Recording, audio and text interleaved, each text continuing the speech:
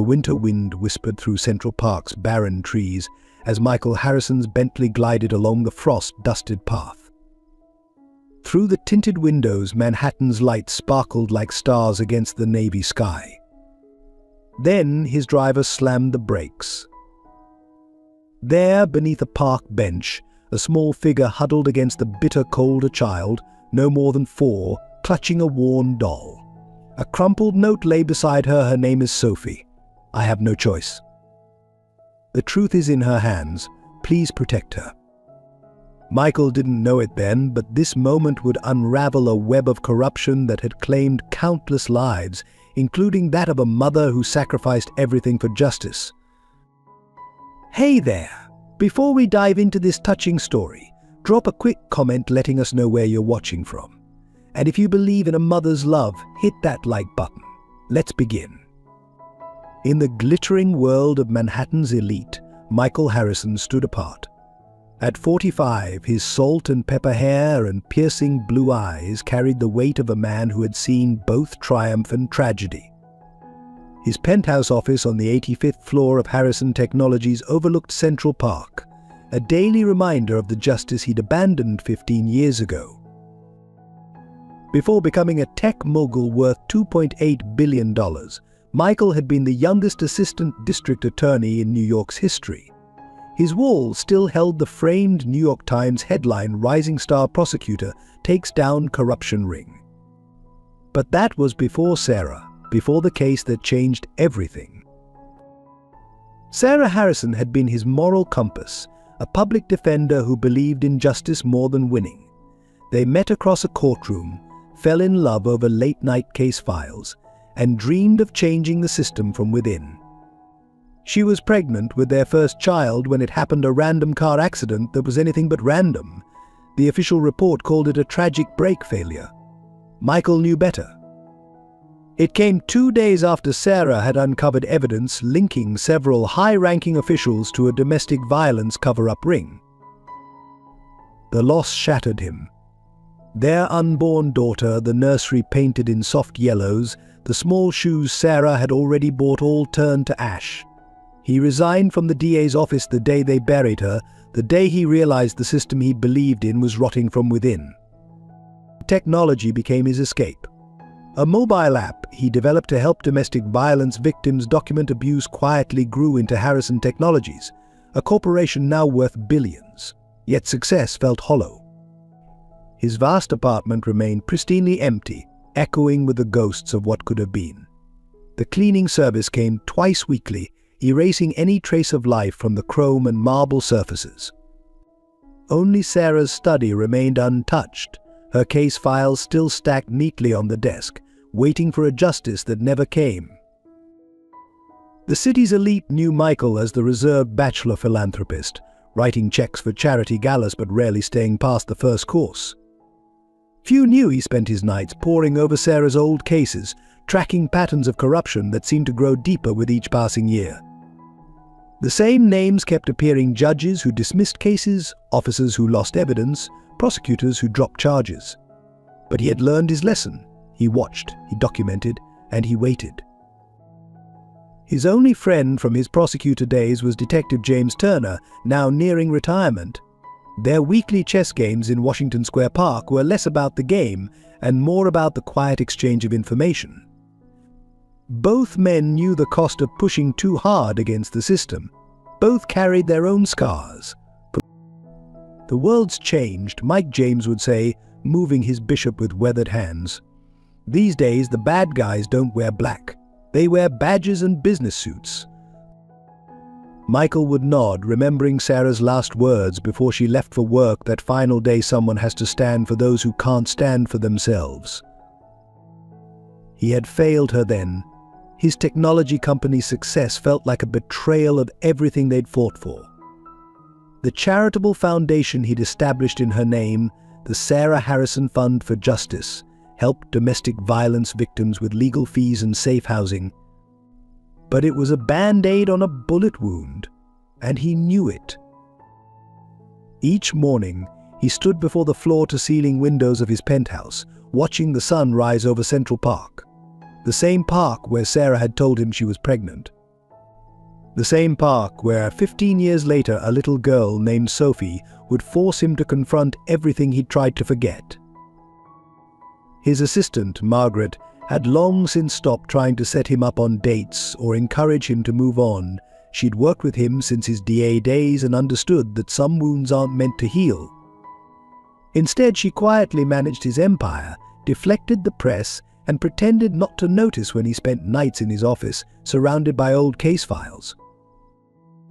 The night he found Sophie, he had been at yet another charity gala, receiving another humanitarian award he felt he didn't deserve. His speech had been brief. True justice isn't found in courtrooms or boardrooms. It's found in the courage of those who stand up when the world tells them to stay quiet. He hadn't known then how prophetic those words would prove to be, or that the small figure huddled beneath a park bench would lead him back to the fight he'd abandoned all those years ago. Back to Sarah's fight. Back to justice. The city lights sparkled below his office window, a beautiful illusion hiding ugly truths. But for the first time in 15 years, Michael Harrison felt something stir within him, something that felt dangerously like hope.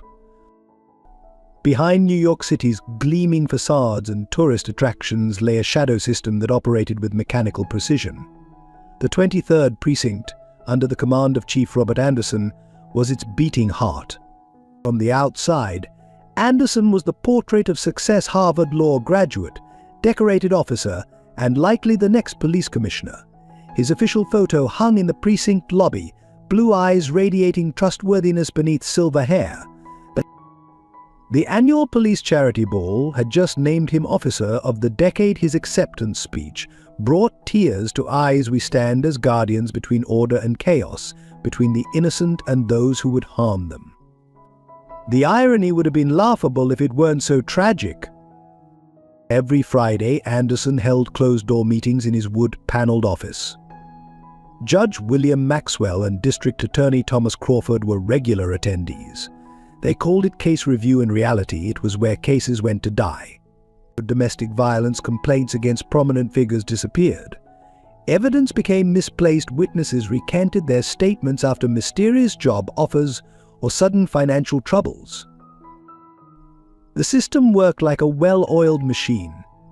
Beat cops knew which addresses to avoid responding to. Detectives understood which case files needed to accidentally get corrupted. Junior prosecutors learned which cases would tank their careers. Those who didn't play along found themselves assigned to dead-end cases or dangerous neighborhoods. Linda Martinez had been a promising young detective until she pushed too hard on a domestic violence case involving a city councilman's son. 3 months later, she was found dead in her apartment, suicide due to job stress, the official report stated. Her case files vanished the same night. The public face was immaculate. The 23rd Precinct boasted the city's highest case closure rate. Chief Anderson's innovative community safety initiative won national awards. Their domestic violence response unit was cited as a model program. Statistics were carefully massaged, victims were silenced, and the machine ground on. Judge Maxwell presided over his courtroom like a benevolent grandfather, known for his tough but fair rulings. His clerk, David Thompson, managed the docket with surgical precision, ensuring certain cases landed on certain days before certain judges. 20 years of service had taught him which files needed special handling. The district attorney's office, under Crawford's leadership, maintained a careful balance. Just enough high-profile convictions to maintain public confidence, while the real money cases quietly disappeared into plea bargains and dismissed charges. Junior prosecutors who showed too much initiative found their cases mysteriously falling apart in court. The money flowed through a maze of shell companies and offshore accounts. Campaign contributions, consulting fees, charitable donations, all perfectly legal on paper. The Brotherhood Benevolent Fund provided for officers' families in need while also ensuring loyalty through carefully distributed favors. But cracks were beginning to show. Social media made cover-ups harder. Body cameras created uncomfortable evidence.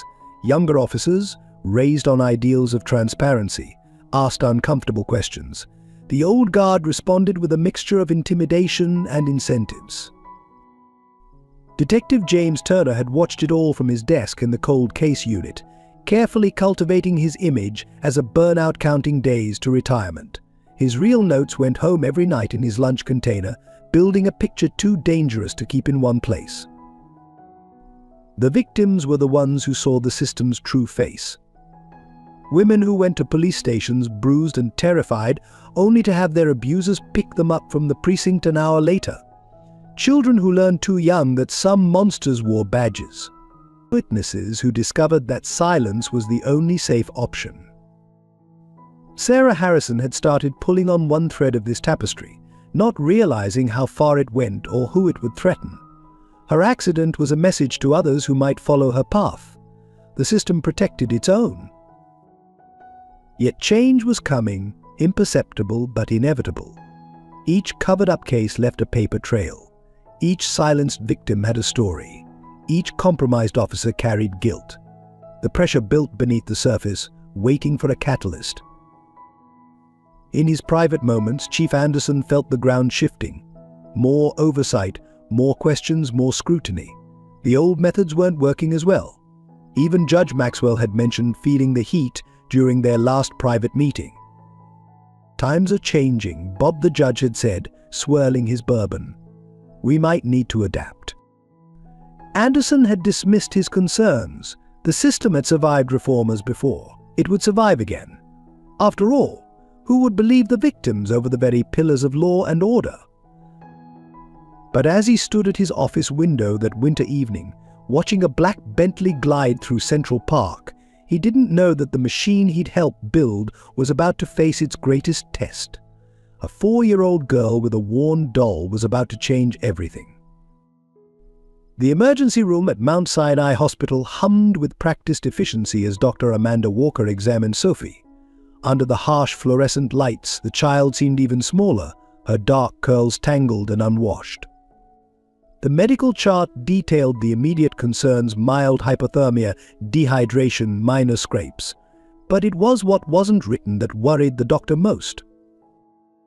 "She hasn't spoken a word," Dr. Walker confided to Michael, who hadn't left the hospital since bringing Sophie in. No crying, no complaints, even during the blood draw. That kind of silence in a child this age, it usually tells a story. Michael watched through the observation window as a child psychologist attempted to engage Sophie. The girl's only response was to clutch her doll tighter, her knuckles white against the worn fabric.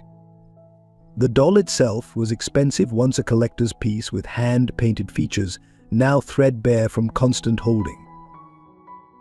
Detective James Turner arrived just before midnight, carrying his familiar worn leather notebook. His official presence was a formality. Missing children required police involvement, but both men knew why Michael had specifically requested him. Off the record, Turner murmured, closing the door to the private waiting room, "This isn't the first case like this I've seen this year. 3 other kids, all under 5, all found in public places with notes. The other cases were redirected." Michael's jaw tightened. By whom? Orders came from above. Cases marked as resolved, kids put into the system. No further investigation. Turner's weathered face showed the strain of years watching justice bend. But this one's different. The other kids were placed near churches or fire stations. This one. He gestured toward Sophie's room. Central Park isn't a safe abandonment spot. Someone wanted her found by someone specific.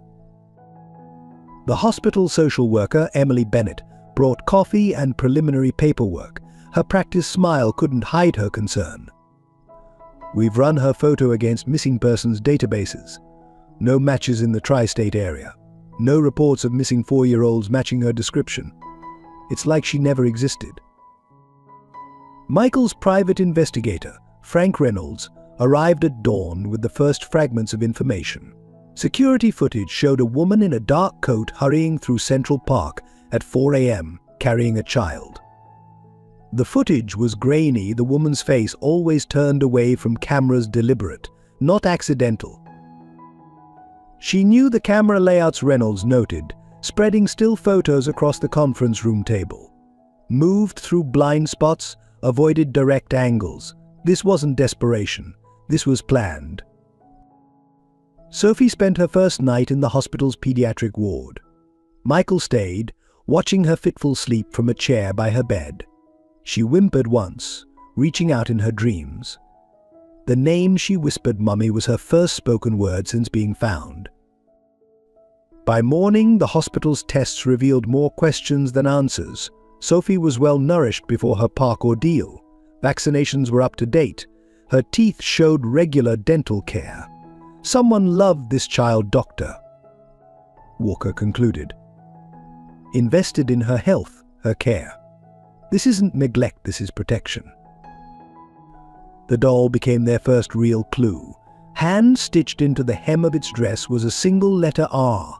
The stitching was professional, the thread medical-grade suture material. Reynolds photographed it from every angle before carefully removing the dress. No other marks, no tags, no manufacturer labels. Emily Bennett brought child development specialists, trauma counselors, art therapists. Sophie remained silent through their sessions, but her drawings told stories. Dark figures in uniforms, a house with all the windows colored black. A woman with long dark hair surrounded by what looked like angels, or were they case files? Michael converted his guest room into a child's paradise, following the hospital's recommendations for trauma-sensitive spaces. Soft lighting, gentle colors, weighted blankets. The room's window offered a direct view of Central Park, though he noticed Sophie never looked that direction. Detective Turner's unofficial channels began whispering. Similar cases across state lines. Children found, investigations stopped, records sealed. A pattern spanning years, crossing jurisdictions.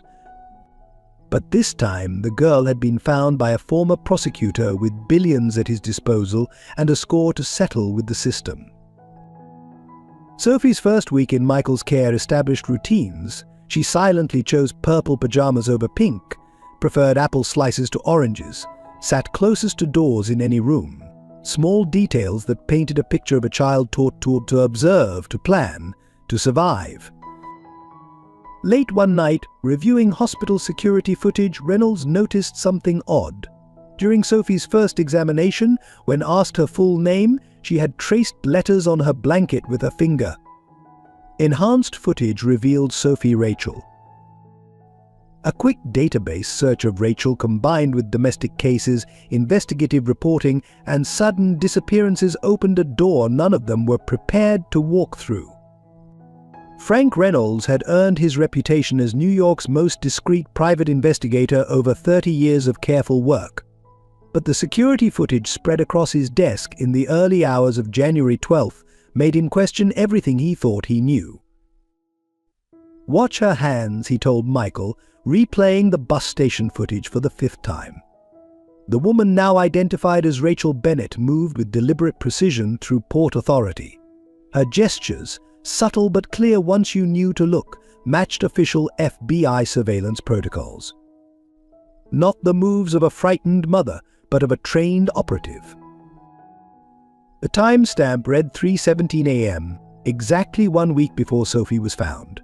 Rachel's dark coat billowed as she knelt to adjust Sophie's scarf, her back to the camera but positioned to scan all entries and exits. The child's face pressed against her mother's shoulder, tiny fingers clutching that same worn doll. She did 3 counter-surveillance loops, Reynolds noted, switching camera angles. Changed disguises twice. Professional work. He paused the footage. But here's where it gets interesting. The frame showed Rachel slipping something into a locker. That locker was rented under the name Sarah Harrison. Michael's coffee cup crashed to the floor. The locker's contents, retrieved that morning, included a sealed envelope addressed to the prosecutor, who lost his way inside was a USB drive, a key card for a storage unit in Queens, and a handwritten note: "You stopped fighting. She'll make you start again." Reynolds spread out his preliminary findings. Rachel Bennett, 34, had graduated top of her class from Columbia School of Journalism. Her early work focused on domestic violence cases, particularly ones that were suspiciously dismissed. Then, 3 years ago, she shifted to covering financial crimes.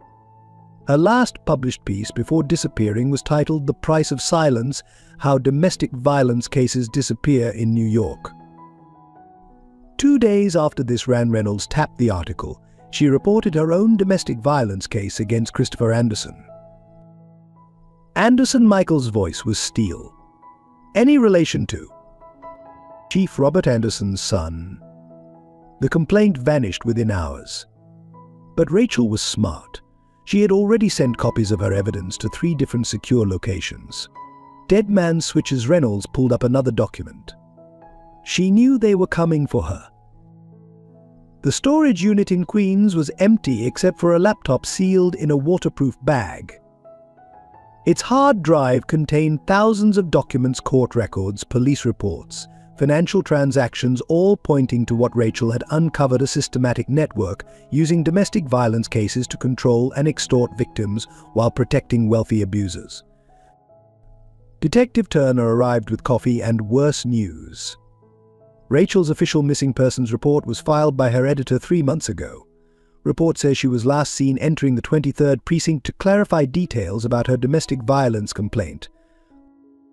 The implications hung heavy in the room. Security footage from her apartment building showed Rachel returning home that night. The next morning, she and Sophie disappeared. Her apartment, when Reynolds checked it, had been cleaned. Professionally cleaned. No fingerprints, no DNA, no trace of the last 3 years of life. But Rachel had planned for this too. Behind a loose brick in the building's basement, they found a sealed envelope containing photos and a thumb drive. The photos showed Sophie's development from birth to age 4, vaccinations, first steps, preschool. A mother documenting her child's life, knowing she might not be there to tell the stories herself. The thumb drive contained one video file, dated the day before Rachel disappeared. If you're watching this. Rachel's face filled the screen, composed but with fear in her eyes. Then they found me. But Sophie is safe. I chose you, Michael Harrison, because 15 years ago you were the only prosecutor who couldn't be bought. When they killed Sarah, you walked away. I'm giving you a chance to walk back in. Michael's hands gripped his desk until his knuckles went white. Sophie knows things she doesn't know she knows, Rachel continued. The doll, the drawings, the songs I taught her, it's all there. Keep her safe. And when the time comes, remember the truth doesn't stay buried. It just needs the right person to dig. The video ended with Rachel teaching Sophie a seemingly innocent nursery rhyme.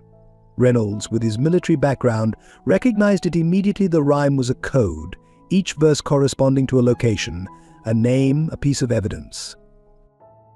She turned her daughter into a living database, Reynolds said quietly. Everything she uncovered, encrypted in childhood memories.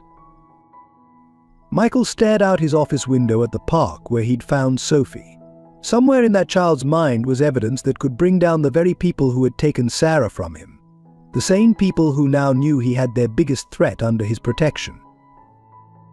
The New York Chronicle's archives painted a portrait of Rachel Bennett that grew more remarkable with each article they uncovered.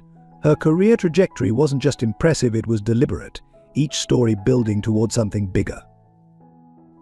Look at the pattern, Michael told Reynolds, spreading 5 years of Rachel's articles across his conference room table. She started with small domestic violence cases in Staten Island. Each article pushed a little further, followed the money a little deeper. Her early pieces seemed standard human interest stories: a waitress whose abuse case was mysteriously dropped, a teacher whose restraining order vanished from court records, a nurse whose evidence photos disappeared. But hidden in each article were breadcrumbs, account numbers, property records, shell companies. She wasn't just covering the stories, Reynolds realized. She was mapping the network. Rachel's former editor, Thomas Mitchell, met them in a crowded diner in Queens. His hands shook slightly as he stirred his coffee. Rachel knew what she was doing was dangerous. Started encrypting everything after the 3rd threat. But she wouldn't back down. He pulled out a worn envelope. She left this with me. said if anything happened, I should wait 3 months, then look for a child in Central Park. Inside was a key to a safe deposit box and a list of names: judges, officers, business leaders. Next to each name was a single word: Clearwater. The safe deposit box contained Rachel's personal notes, meticulously organized. She'd discovered that domestic violence cases were being used as leverage.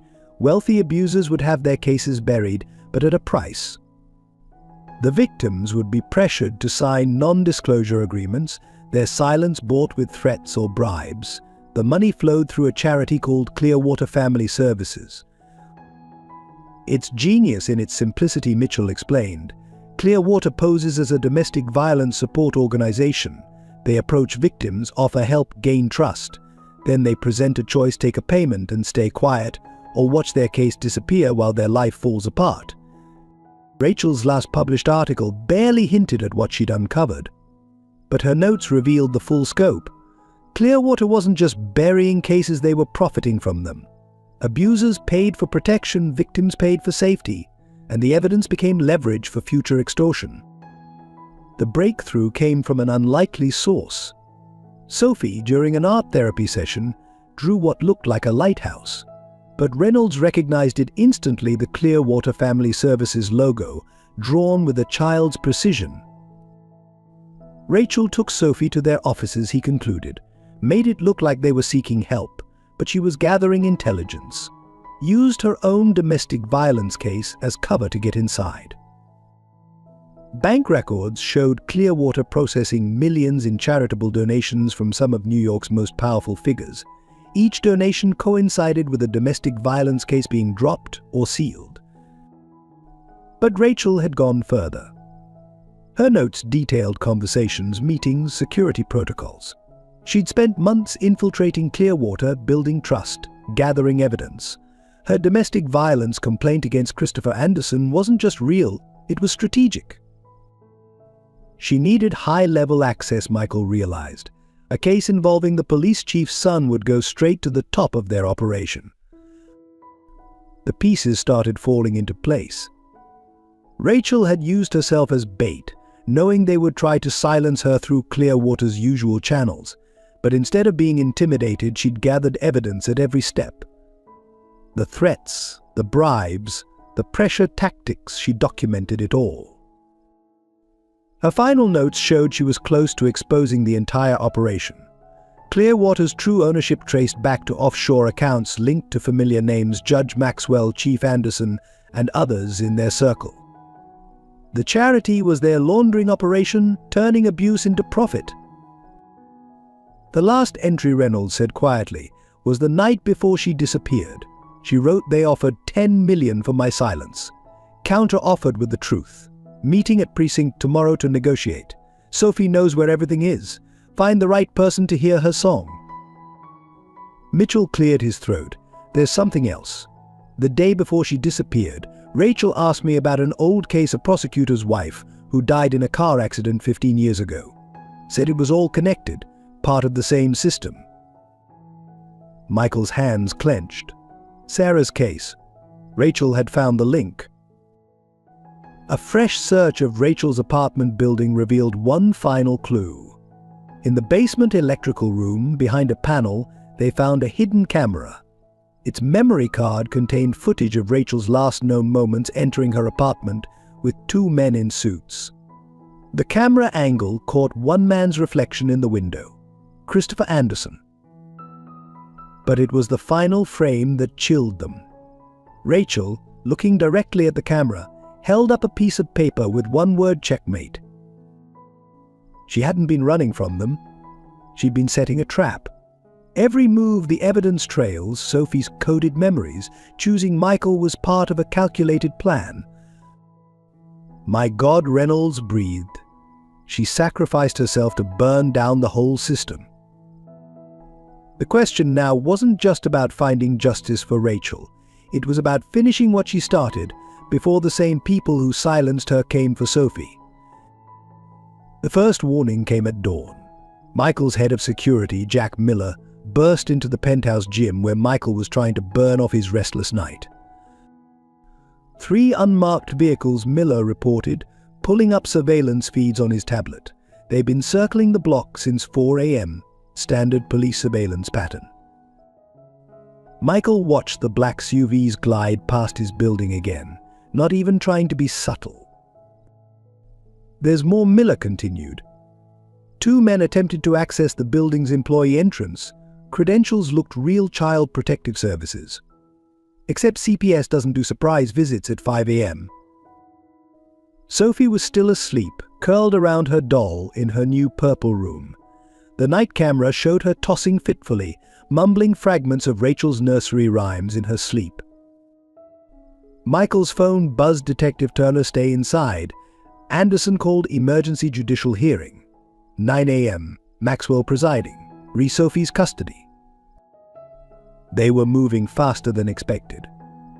Michael's legal team arrived within the hour, armed with emergency custody paperwork and child welfare experts. But everyone knew this wasn't about legal custody, this was a message. "They'll try to discredit you first," Reynolds warned, spreading photos of the surveillance vehicles across the kitchen counter. "Paint you as an unstable millionaire with an unhealthy interest in a missing child. When that fails, they'll get more direct." As if on cue, Michael's phone lit up with a text from an unknown number. "Children need proper homes, proper guidance, proper silence." Sophie emerged from her room clutching her doll, eyes darting to exits like Rachel had trained her. She didn't speak, but her drawings that morning told stories: men in dark suits, a woman with long dark hair running, a doll with secrets in its dress. The building's security cameras caught 4 more attempts to enter that morning. 2 reporters with falsified press credentials, a maintenance worker with perfect papers but wrong shoes, a food delivery that none of the residents had ordered. "They're probing," Miller explained, "testing our responses, looking for weaknesses." At 8:30 a.m., Michael's private elevator tried to activate without authorization. Security logs showed the override code used belonged to the fire marshal's office. "They're getting desperate," Reynolds noted. "Sloppy." Sophie watched the activity with unnaturally calm eyes, humming Rachel's nursery rhyme under her breath. The same verse, over and over, round and round the garden, where the secrets sleep, dig a little deeper, promises to keep. Michael's lawyer returned from the emergency hearing looking grim. They're painting Rachel as mentally unstable, claiming Sophie needs immediate state intervention. Judge Maxwell is sympathetic to their concerns. But the real threat came that afternoon. Sophie was napping when her doll suddenly started beeping, a faint electronic pulse from deep within its stuffing. Reynolds carefully cut open a seam to reveal a tiny transmitter. "GPS tracker," he confirmed. "High-end. Military grade." Rachel knew they'd try to find her. The signal showed multiple attempts to activate the tracker remotely over the past hour. Someone was looking for Sophie hard enough to risk exposing their surveillance capabilities. But Michael's phone buzzed again. "Children repeat such interesting stories. Shame if something happened to those stories." The threat was clear. Sophie's coded memories weren't just evidence, they were a death sentence if the wrong people decoded Rachel's nursery rhymes. That night, Sophie woke screaming from a nightmare. As Michael rushed to comfort her, she spoke her first full sentence since being found. "Mommy said the bad men want her stories." Security footage from the building's cameras disappeared for exactly 7 minutes at 3 a.m. When it returned, a single red rose lay in front of Sophie's bedroom window 85 floors up. "It's not just about silencing Rachel anymore," Reynolds said, examining the rose. "They need to know exactly what Sophie remembers, what Rachel encoded in those nursery rhymes." The morning news brought another blow. Rachel's old domestic violence case had been discovered and leaked to the press. The narrative was clear: an unstable woman with a history of false allegations had abandoned her child. The system was just trying to protect Sophie. Michael's phone lit up one final time that morning. "Last chance. Walk away like last time, or this ending won't be an accident." Sophie sat at her window, watching the city wake up, still humming her mother's rhymes. But now they could hear the words clearly. Round and round the garden, where the secrets sleep. Dig a little deeper, promises to keep. When the roses bloom with morning light, look for truth in children's sight. Count the steps from dark to day. Follow where the angels lay. Reynolds' face went pale. My God. The first verse, its coordinates. Rachel mapped everything. Every location, every piece of evidence, encoded in a child's song. Sophie turned from the window, her eyes far too old for her 4 years. Mummy said, when the bad men come, find the angel with broken wings. They had 24 hours before the custody hearing. 24 hours to decode Rachel's final message. If you believe in a mother's courage to protect her child and fight for justice, hit that like button. Every like sheds light on untold stories. Let's continue our journey. The storage unit in Queens looked abandoned, its padlock rusted and weathered. Just another forgotten space in the city's maze of self-storage facilities. The key from Sophie's doll fit perfectly. Michael and Reynolds stood in silence as the metal door groaned open. Inside, instead of the expected files or evidence, they found a child's bedroom perfectly preserved. Pink walls, stuffed animals, a small desk with coloring books. On the bed lay a single envelope addressed to the man who lost his fight. Rachel didn't run. Reynolds breathed, taking in the room. This was her backup plan. A safe room for Sophie, ready and waiting. The envelope contained a letter, written in Rachel's careful hand. Michael. If you're reading this, then Sophie found you, just as I planned. But I'm not just a mother protecting her child. I'm not even just a journalist. For the past 5 years, I've been working undercover for the FBI's Internal Corruption Task Force. The domestic violence cases, the journalism career, it was all cover for a deeper investigation. Operation Angel's Wings, classified Level 4. But I discovered something worse than corruption. The Clearwater Network isn't just protecting abusers, it's part of an international human trafficking operation. They don't just silence victims, they make them disappear. Sarah found it first. You're Sarah. Her car accident wasn't about a domestic violence cover-up. She discovered they were using the witness protection program to traffic children, erasing their identities through official channels. I have proof. All of it. But I couldn't turn it over to the FBI. The corruption goes too deep. There are agents involved, judges, politicians. Sarah's evidence is still out there, hidden where only a prosecutor would think to look. Sophie isn't just my daughter. She's my insurance policy. Every nursery rhyme, every drawing, every game we played, it's all coded intelligence. I trained her to be a living, breathing dead man's switch. The doll you found her with? Look inside the left shoe. You'll find a key to safety deposit box 4747 at First National. But don't trust what you find there. Remember what Sarah always said about misdirection. I chose you because you're the only prosecutor who walked away clean. No bribes, no compromises, just grief and guilt. Sophie will help you finish what Sarah started, what I continued. But here's what they don't know: I'm not running, and I'm not dead. By the time you read this, I'll be deep undercover, gathering the final pieces. Sophie's abandonment was staged to force their hand, to make them reveal themselves. Trust no one except Detective Turner. He's been my handler for 5 years. The task force is compromised, but he's clean.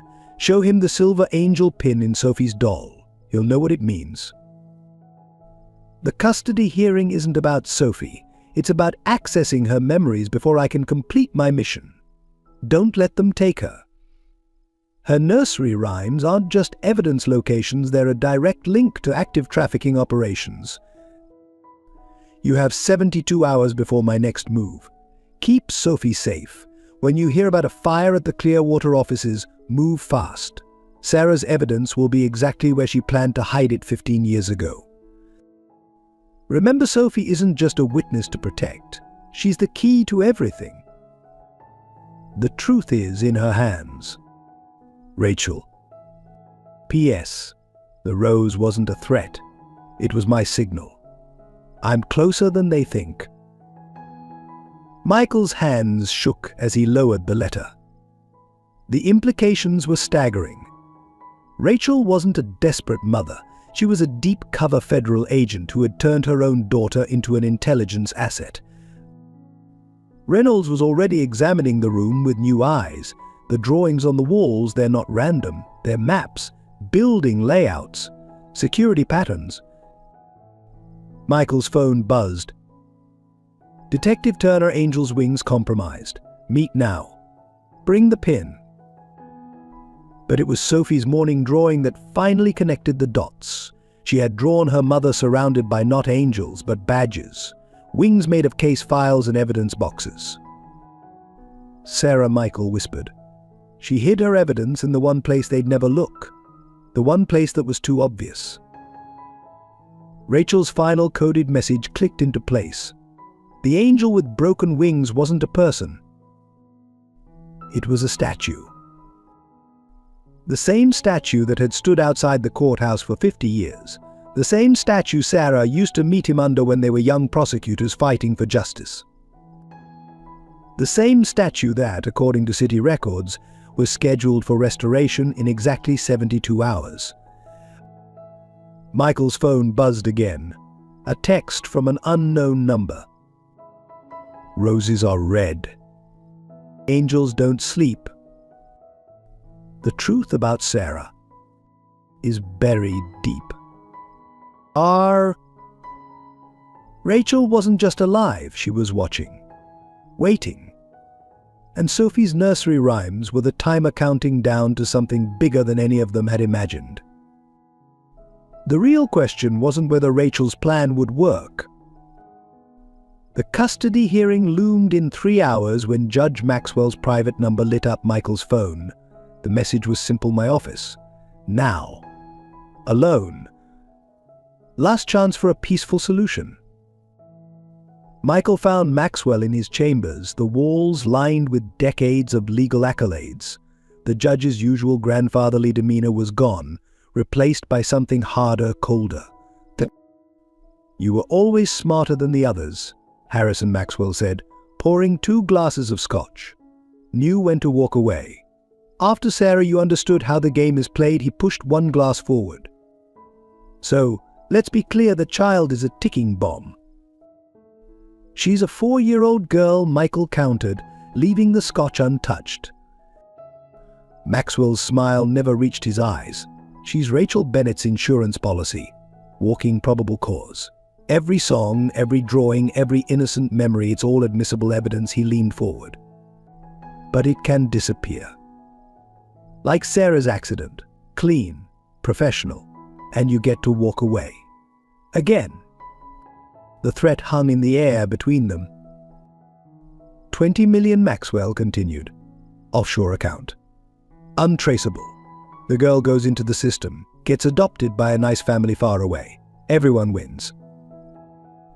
Michael's mind raced to Sarah's final days, her growing panic, the evidence she'd discovered. Now Sophie sat in his penthouse, carrying another mother's evidence in her innocent rhymes. And if I refuse?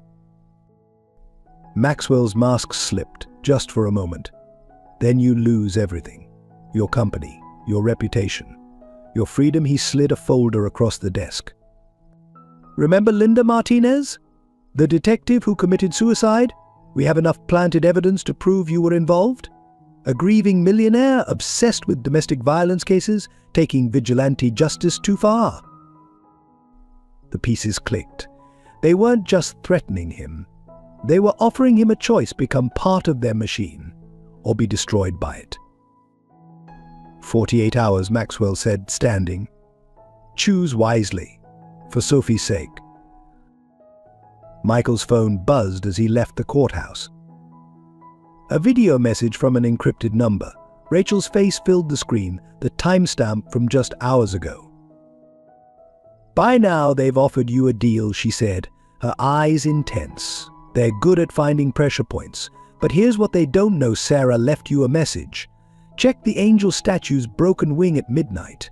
You'll understand why this was always about more than domestic violence cases.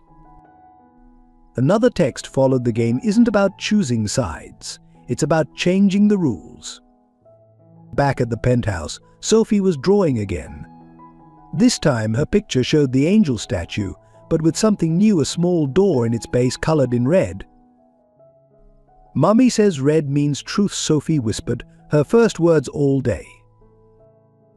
Michael's security team reported 3 new surveillance teams in place around the building. The custody hearing would bring everything to a head. Keep Sophie and fight, knowing they would destroy him and possibly kill them both. Or take the deal, walk away, let another child disappear into the system. Just like Sarah's evidence had disappeared. Just like Rachel had disappeared. Or had she? The roses, the timing, the messages. Rachel wasn't running. She was orchestrating something bigger. Detective Turner arrived as dusk fell. His face was grim. They're moving up the timeline. Judge Maxwell just scheduled the hearing for 9 a.m. tomorrow instead of next week. "They're scared," Reynolds observed.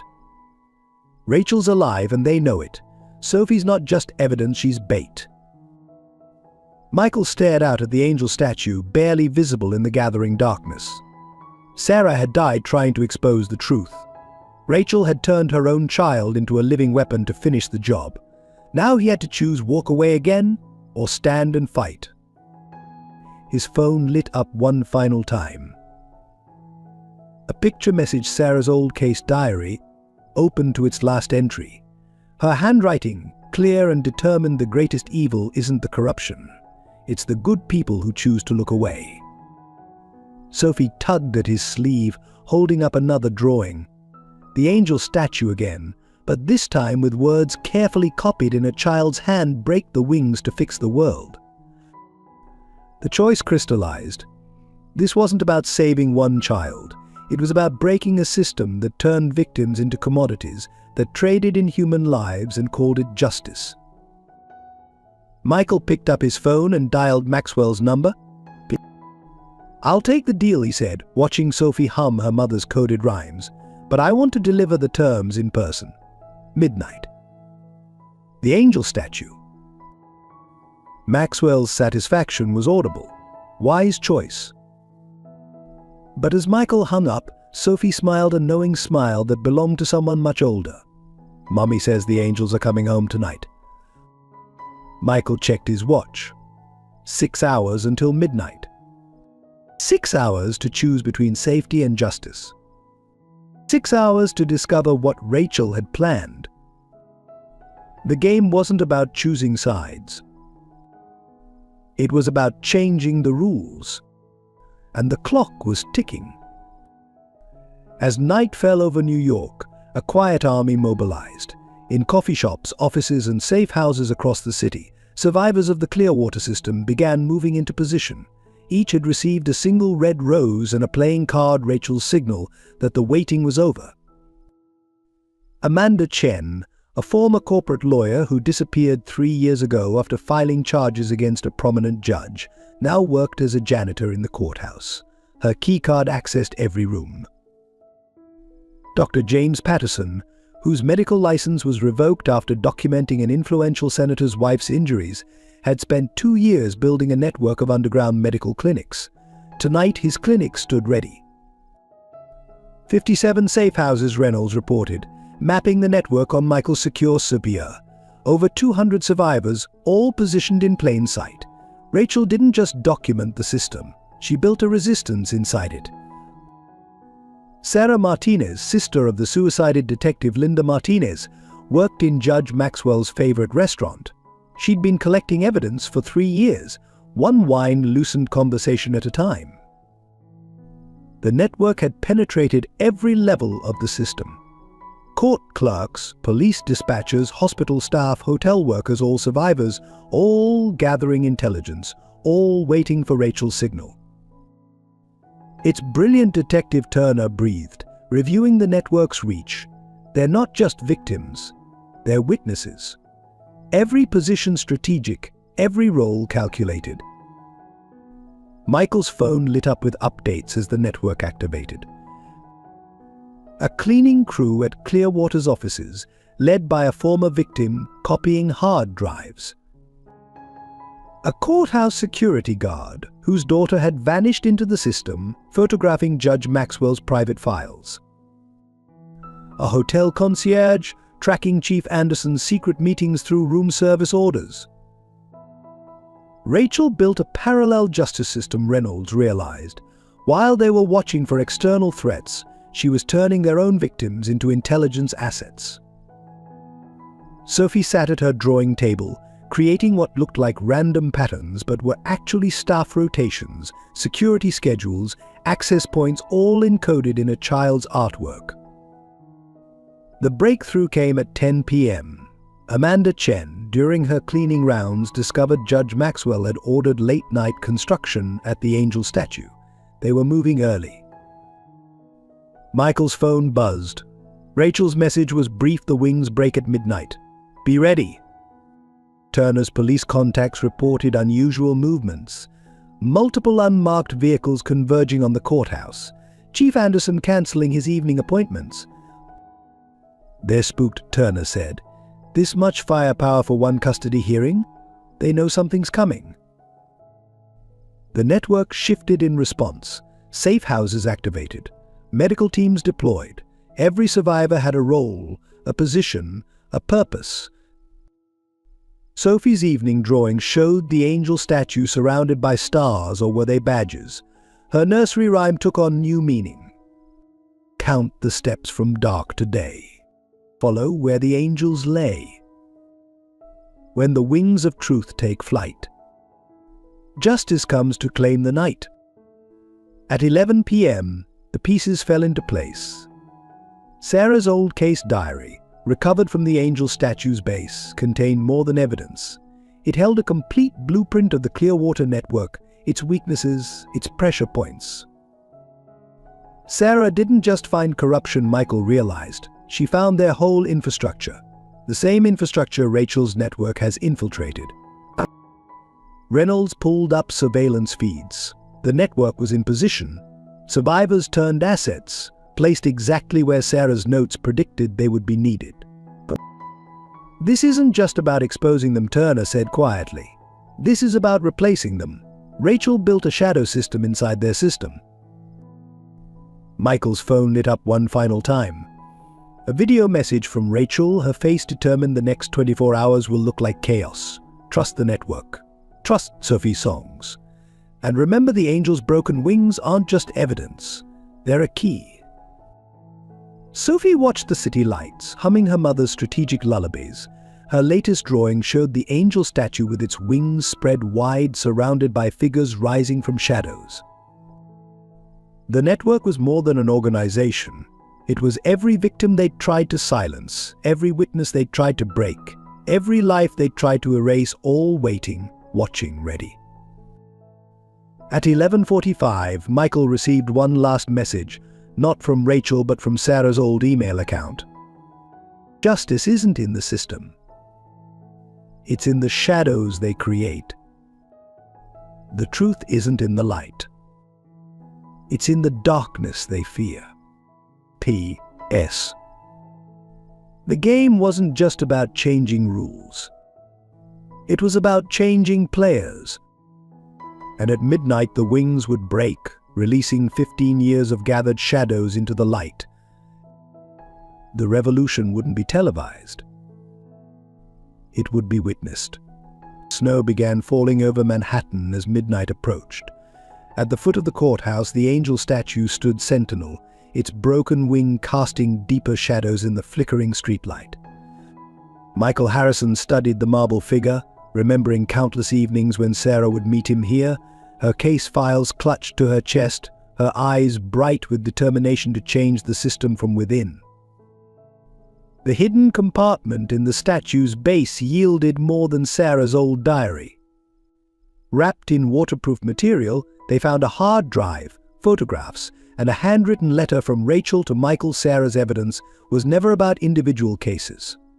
Follow her breadcrumbs. The pattern matters more than the parts. Working through the night in his fortified penthouse office, Michael and Reynolds began connecting threads that stretched back decades. Sarah's meticulous notes revealed a system more intricate than they'd imagined.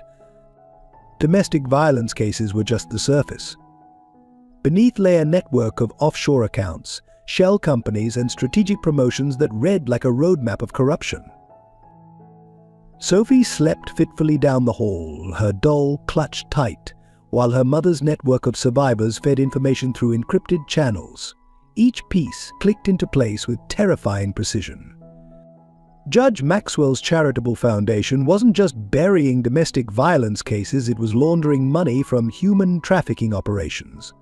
Police Chief Anderson's offshore accounts linked directly to consultation fees paid by known trafficking syndicates. The web stretched higher than anyone had imagined. Senators, corporate CEOs, even foreign diplomats, all connected through a labyrinth of shell companies and foundations, all traced back to Clearwater. Sarah had mapped it all, hidden in plain sight within statute citations and case numbers.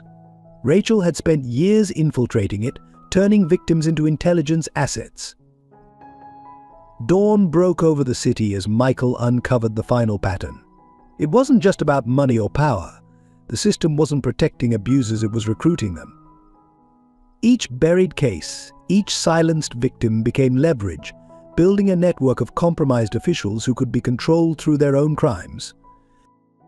Sophie padded into the office as sunrise painted Manhattan in gold. Her drawing pad showed new images: the angel statue with its wings spread wide, surrounded by rising figures holding what looked like chains. "Mummy says the angels are crying," she whispered, "but not for long." Turner arrived with breakfast and worse news. 3 more bodies had been found, all former victims who'd filed complaints against powerful figures. But this time was different. Each victim had left behind detailed evidence packets, timed to be delivered to media outlets upon their death. The dead were fighting back. Rachel's network shifted in response. Safe houses activated, surveillance teams repositioned, a choreographed dance of shadows years in the making. Michael's secure server lit up with incoming databank records, surveillance footage, recorded conversations. The dead had kept meticulous records. The pattern crystallized. Sarah had discovered the blueprint. Rachel had infiltrated it. And now, through Sophie's innocent songs and drawings, they had the key to tear it down. Each nursery rhyme corresponded to a different piece of the network. Each crayon drawing mapped another layer of corruption. By midday, Reynolds had compiled enough evidence to bury everyone involved. But digital proof wasn't enough. They needed something undeniable, something public, something that would make the truth too big to bury. Sophie's afternoon drawing provided the answer. She'd sketched the angel statue again, but this time its broken wing contained what looked like a camera lens. Sarah's final message clicked into place. The statue hadn't just been their meeting spot, it had been recording everything for 15 years. Michael's phone lit up with a message from Rachel's network. "The angels have watched. The angels remember. Midnight brings their tears." As evening approached, a new pattern emerged in the evidence. The system wasn't just national, it was international. Clearwater was just one node in a global network of similar operations. Sarah had found the blueprint. Rachel had infiltrated the structure. Now Sophie, through her encoded memories, held the key to exposing it all. Turner's police contacts reported unusual movements around the courthouse. Judge Maxwell had ordered the angel statue moved for renovation 12 hours ahead of schedule. They were getting nervous. But Rachel's network was already in position. Former victims turned witnesses in every office, every courthouse, every precinct. All waiting, all watching, all carrying pieces of the truth Sarah died protecting and Rachel had spent years weaponizing. Sophie's evening drawings took on new urgency. The angel statue's wings weren't just broken, they were opening, Releasing what looked like thousands of papers into the wind, her nursery rhyme shifted to a new verse. When marble wings touch midnight sky, hidden truth begins to fly. Angels' tears will wash away shadows where the secrets lay. Michael stared at the evidence wall they'd constructed. Sarah's death, Rachel's infiltration, Sophie's encoded memories, all pieces of a puzzle 15 years in the making. But the bigger picture was staggering. They weren't just fighting corruption, they were exposing a system that had turned justice itself into a weapon. As night fell again over New York, Sophie tugged at Michael's sleeve. Her latest drawing showed the angel statue surrounded by rising figures, each holding what looked like keys. "Mummy says it's time for the angels to wake up," she whispered. The investigation had uncovered more than evidence. It had revealed a war being fought in shadows, where victims became soldiers, and truth was encoded in a child's lullabies. Tomorrow would bring the custody hearing. But tonight would bring the angel's tears. And somewhere in the city, Rachel watched, waited, and prepared to unleash 15 years of gathered shadows into the light. The truth wasn't just in the evidence. It was in the army of shadows the system had created. And at midnight, those shadows would step into the light. The first attack came at dawn. Michael's personal bank accounts froze simultaneously, a warning shot across the bow. By noon, Harrison Technologies stock had mysteriously plunged 40% amid anonymous allegations of financial misconduct. The message was clear: back off, or be destroyed.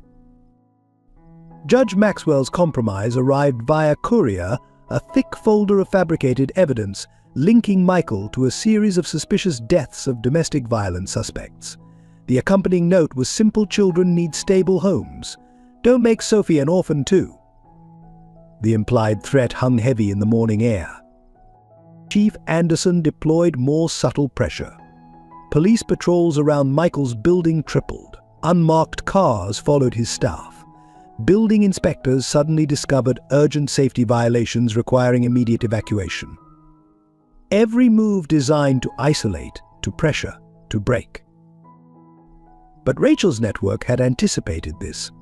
As the system attacked, an invisible army responded. When Michael's accounts froze, anonymous donations flooded his foundation.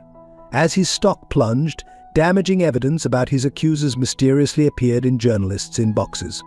Each attack met with a counter planned years in advance. Sophie watched it all with unnaturally calm eyes, drawing pictures that somehow predicted each move. A crayon sketch of frozen blue lines the morning his accounts closed, a picture of falling stocks hours before the market opened.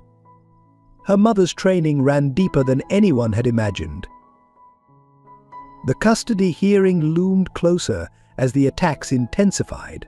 Former employees suddenly remembered troubling incidents. Old girlfriends emerged with scandalous stories. Each hit perfectly calculated to paint Michael as unstable, obsessed, dangerous. The very qualities that had made him the perfect protector for Sophie now weaponized against him. Detective Turner brought word of worse machinations.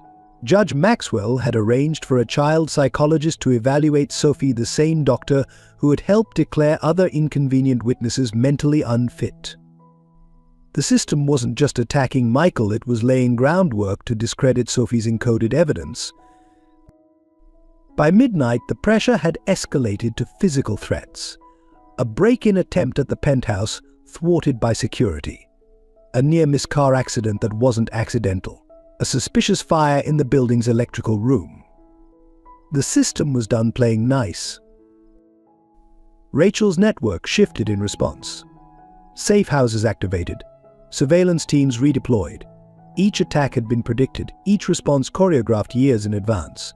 The system was powerful, but the shadows it had created were everywhere. Sophie's drawings took on new urgency. The angel statue now wore a blindfold, but its eyes showed through watching, recording, remembering.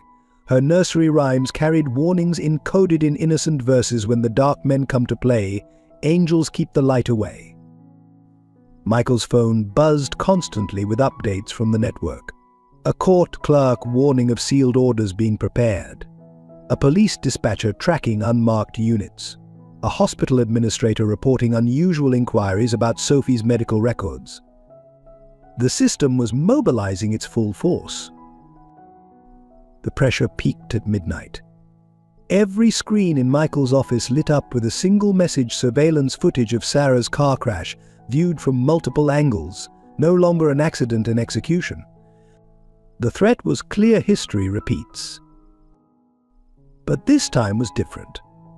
This time, an army of shadows stood ready. Each person the system had tried to silence became a weapon against it. Every victim they'd buried had risen again as a witness. The very pressure meant to break them had instead forged them into something stronger. Sophie's evening drawings revealed the pattern. The angel statue's broken wing wasn't just hiding evidence, it was gathering it, recording every move the system made. Each attack left a trace. Each threat created proof. The harder they fought, the more they exposed themselves. Rachel's final message arrived at midnight: let them escalate. Every attack proves Sarah right. The angels are counting their tears. The system had built its power on silence, on isolation, on fear. But Rachel had spent years turning those weapons back on their creators. Each victim they'd silenced had become a recorder. Each witness they'd threatened had become a soldier. The very shadows they'd created now stood ready to step into the light. But as dawn approached, Sophie drew one final picture: the angel statue surrounded by rising figures, each holding what looked like mirrors. "Mummy says," she whispered, "the angels remember everything." The custody hearing was hours away. The system had deployed every weapon, every threat, every pressure point in its arsenal. But they didn't understand what they were really fighting. This wasn't just about protecting one child. It wasn't even about exposing corruption. It was about something far more dangerous: the moment when victims stop being afraid and start getting even. Michael stared at the evidence wall they'd built, at Sophie's prophetic drawings, at the pattern of attacks and responses. The system was powerful, yes, but it had made a fatal mistake. It had taught its victims how it worked. And now those lessons would be its undoing. The light of dawn painted Manhattan in shades of gold and shadow. In a few hours they would walk into court and face the full force of a system built on buried truths and broken lives. But they wouldn't walk in alone. An army of shadows stood ready, and the angels were done crying. The toll of war etched itself in Michael Harrison's reflection as he stared out his penthouse window at midnight. In 2 weeks he'd aged years. His tech empire, built over a decade, teetered on the brink of hostile takeover. Old friends stopped returning calls. Even his doorman of 15 years now avoided eye contact. The system's isolation tactics were brutally effective. Sophie's presence filled his empty home with unexpected warmth, but also constant reminder of the stakes. Each time she woke from nightmares calling for her mother, each crayon drawing that mapped another piece of corruption, every innocent song that carried coded intelligence, they all bore witness to the weight of Rachel's sacrifice. A mother had turned her child into a living weapon, knowing the personal cost would be devastating. The transformation of his living space reflected their new reality. The minimalist modern art replaced with Sophie's prophetic drawings. His pristine kitchen now cluttered with half-eaten chicken nuggets and juice boxes. Security screens monitored every approach, while encrypted communications from Rachel's network buzzed constantly. His sanctuary had become a fortress, his life a tactical operation. Nights were the hardest. Sophie's sleep grew more troubled as the custody hearing approached. Her drawings darker, more urgent. The angel statue now wore a crown of thorns, its tears falling like diamonds onto rising shadows below. "Mummy says the angels cry diamonds," she whispered one night, "but diamonds can cut through anything." The personal toll mounted in unexpected ways. His therapist of 10 years quietly dropped him as a client pressure from other powerful patients. His favorite restaurant suddenly couldn't find his reservations. Small sanctions that added up to a clear message: you're not welcome here anymore. Yet the deepest cost was emotional. Each new piece of evidence they uncovered about Sarah's death reopened old wounds. The surveillance footage showing her assassination masked as an accident. The records proving she'd been targeted. The realization that his decision to walk away 15 years ago had left her killers free to hurt others. Guilt became his constant companion. Sophie, with a child's intuition, sensed his struggles. She began leaving her drawings by his bedside, not the coded ones, but simple pictures of happiness. A man and a girl holding hands. A family of stick figures surrounded by hearts. A broken angel learning to fly again. Her resilience both inspired and haunted him. Rachel's periodic messages carried their own emotional weight. Each encrypted communication reminded him that somewhere out there, a mother was watching her child from afar, trusting a former prosecutor with her most precious possession. The responsibility felt crushing at times. His corporate board demanded answers he couldn't give. Shareholders panicked as stock prices fell. Employees whispered about layoffs. The empire he'd built as an escape from justice was now crumbling because he'd chosen to pursue it. The irony wasn't lost on him. Detective Turner noticed the changes during their evening strategy sessions. The designer suits replaced with comfortable wear. The premium scotch untouched. The aggressive prosecutor's confidence tempered by a father's fear. "You're not just fighting the system anymore," Turner observed one night. "You're learning why Rachel and Sarah thought it was worth dying to change it." Sophie's nightmares grew worse as the custody hearing loomed closer. She would wake screaming about bad men in nice suits and angels with broken wings. Michael found himself singing Rachel's coded lullabies, each verse carrying evidence that could get them both killed, yet somehow soothing the child back to sleep. The isolation bred unexpected intimacy. Their morning routines evolved, Sophie insisting on helping make coffee, mostly spilling it, Michael learning to braid her hair badly. Small moments of normalcy in a life that had become anything but normal. He found himself treasuring these moments, even as he feared losing them. His weekly visits to Sarah's grave took on new meaning. Sophie would accompany him, placing her drawings against the headstone. "Mommy says your angel helped her find the truth," she told the grave one morning. "She says you showed her the way Michael wept for the first time in 15 years. The weight of 3 women's sacrifices bore down on him: Sarah, who died exposing the truth; Rachel, who gave up her child to protect it; and Sophie, an innocent forced to carry their legacy. His own sacrifices seemed small in comparison. Yet something else was growing amid the loss. A fierce protectiveness that surprised him with its intensity. Each threat against Sophie stoked a fire he'd thought long extinguished. The system had taken Sarah, had forced Rachel into shadows, but it would not claim this child.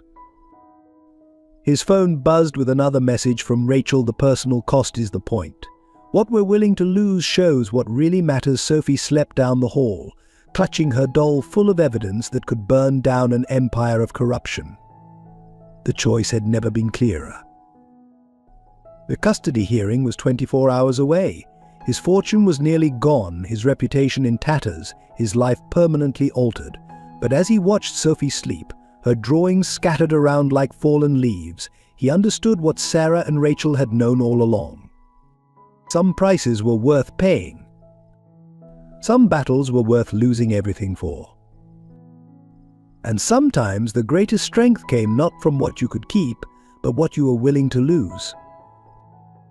The angels' tears had cost them everything. But their diamonds would cut through anything. And tomorrow, the cutting would begin. The morning of the custody hearing dawned cold and clear over Manhattan. Michael Harrison stood before his penthouse windows, adjusting his tie in the reflection, watching unmarked police vehicles circle the building like vultures. Through the glass, he could see the courthouse angel statue, its broken wing catching the first rays of sunlight, Sarah's final witness, waiting to testify. Sophie emerged from her room in the blue dress Rachel had left for this day, her doll clutched tight against her chest. "Mummy says today the angels wake up," she whispered, her small hand slipping into Michael's. The weight of that simple gesture, the trusted represented, steeled his resolve for what was to come. The courthouse steps were a gauntlet of reporters, their questions sharp as knives. "Mr. Harrison, how do you respond to allegations of mental instability? Sources claim you're obsessed with conspiracy theories about the justice system. Is it true you're using Sophie to pursue personal vendettas?" Each accusation had been carefully planted, the system's groundwork for what would unfold inside. Judge Maxwell's courtroom sat like a theater ready for its final act. The usual morning cases had been mysteriously rescheduled. Armed guards flanked the doors, unusual for a simple custody hearing. In the gallery, faces Michael recognized from Rachel's files watched with predatory intensity. The trap was set. Chief Anderson sat in the front row, his uniform pristine, his smile practiced. Beside him, the state's expert witnesses waited with thick folders of manufactured concerns about Sophie's welfare. The system had assembled its full arsenal, every weapon honed to separate a child from the truth she carried. The proceedings began with calculated precision. Character witnesses painted Michael as unstable, obsessed with long-closed cases. Financial experts detailed his company's sudden troubles. Child psychologists expressed grave concerns about Sophie's fantasies and destructive coping mechanisms. Her drawings and songs now weaponized against her. But Rachel's network had prepared for this moment. As each accusation landed, evidence appeared on journalists' phones. Anonymous sources confirmed the witnesses' connections to Clearwater. Bank records showed suspicious payments. The shadows fought back with truth. The turning point came when they brought Sophie in for questioning. She sat in the witness chair, tiny and perfect in her blue dress, while Judge Maxwell performed his grandfatherly routine. "Tell me about your drawings, sweetheart, about these angels you keep seeing." Sophie's voice rang clear in the hushed courtroom. "The angels cry diamonds, Your Honor." Diamonds that cut through lies. Her small hands opened her doll's dress, and dozens of tiny data drives spilled onto the witness stand like tears. The courtroom erupted. Chief Anderson moved toward the evidence, but Rachel's network was already in motion. Every phone in the gallery lit up with downloaded files. Live streams activated. The truth Sarah died for, that Rachel had safeguarded, began flooding social media channels faster than it could be contained. But Judge Maxwell's mask cracked. "Clear the courtroom," he ordered, but it was too late. Sophie had begun singing one of Rachel's lullabies, each verse naming names, dates, accounts. The lyrics matched files appearing on screens across the city. 15 years of evidence, encoded in a child's song. The angel statue's secret camera feed activated on every courthouse monitor. Years of recorded meetings, handoffs, threats. Sarah's final witness testified in high definition. Chief Anderson reached for his phone, but the system's communications were already compromised. Rachel's army of shadows had seized control. Michael stood amid the chaos, Sophie's hand held tight in his. The angels remember everything she said, her voice carrying in a sudden lull. Mummy made sure they'd never forget. From her doll came one final drive, labeled in Rachel's handwriting, Sarah's legacy. The footage was devastating. Sarah's last day alive, her discovery of the trafficking operation, the order for her assassination. Judge Maxwell's signature on the execution order. Chief Anderson coordinating the hit. The system's original sin, preserved in silicon and shadow. As police units loyal to Rachel's network moved in to secure the courthouse, Sophie tugged at Michael's sleeve. "Look," she whispered, pointing out the window. On the courthouse steps, a woman in a dark coat watched from behind police lines. Rachel, emerging from shadow into light. The confrontation had cost them everything: careers, reputations, fortunes. But as Sophie's evidence flooded every network, as Rachel's army of survivors stepped into the light, As 15 years of buried truth broke free, Michael finally understood. The system's greatest weapon had been silence, and today the silence was broken. Chief Anderson and Judge Maxwell were led out in handcuffs, their masks of authority shattered. The courthouse angel statue watched with its broken wing, no longer hiding evidence but dispensing justice. Sarah's final witness had spoken. Rachel's plan had worked. The truth had found its voice in the innocent songs of a child. Sophie's last drawing, done that morning, showed the angel statue whole again, its wings spread wide, diamonds falling like tears onto a garden of rising flowers. Mummy says she whispered as Rachel was escorted in, that broken angels can learn to fly again. The system had sought to silence victims, but instead created an army, had tried to bury the truth, but only taught it to sing, had threatened a child, only to find that the greatest power lay in innocence unafraid to speak. The confrontation was over, but the real battle was just beginning. As Rachel hugged her daughter for the first time in weeks, as Michael watched Sarah's evidence finally bring justice, as the network of survivors emerged from shadow, one truth became clear. The angels hadn't just been crying. They had been gathering their tears. And now those tears would wash the world clean. The aftermath of the courthouse revelation erupted like a tidal wave across New York City. Within hours, Sophie's evidence had triggered simultaneous raids on Clearwater offices in 12 cities. FBI teams, guided by Rachel's network, seized servers and documents that linked either prominent figures to decades of trafficking and corruption. The system's carefully constructed walls began crumbling under the weight of undeniable truth. Media outlets, initially hesitant to touch the story, found themselves overwhelmed by the sheer volume of evidence. Live streams from the courthouse played on repeat Sophie's testimony, the data drives spilling like tears, Rachel's emergence from hiding. The narrative couldn't be controlled or buried. Each hour brought new revelations, new arrests, new connections exposed. The legal battle intensified as the system's remaining power players fought back. High-priced lawyers flooded courts with injunctions. PR firms spun narratives of conspiracy and hysteria. Corporate interests threatened media outlets with lawsuits.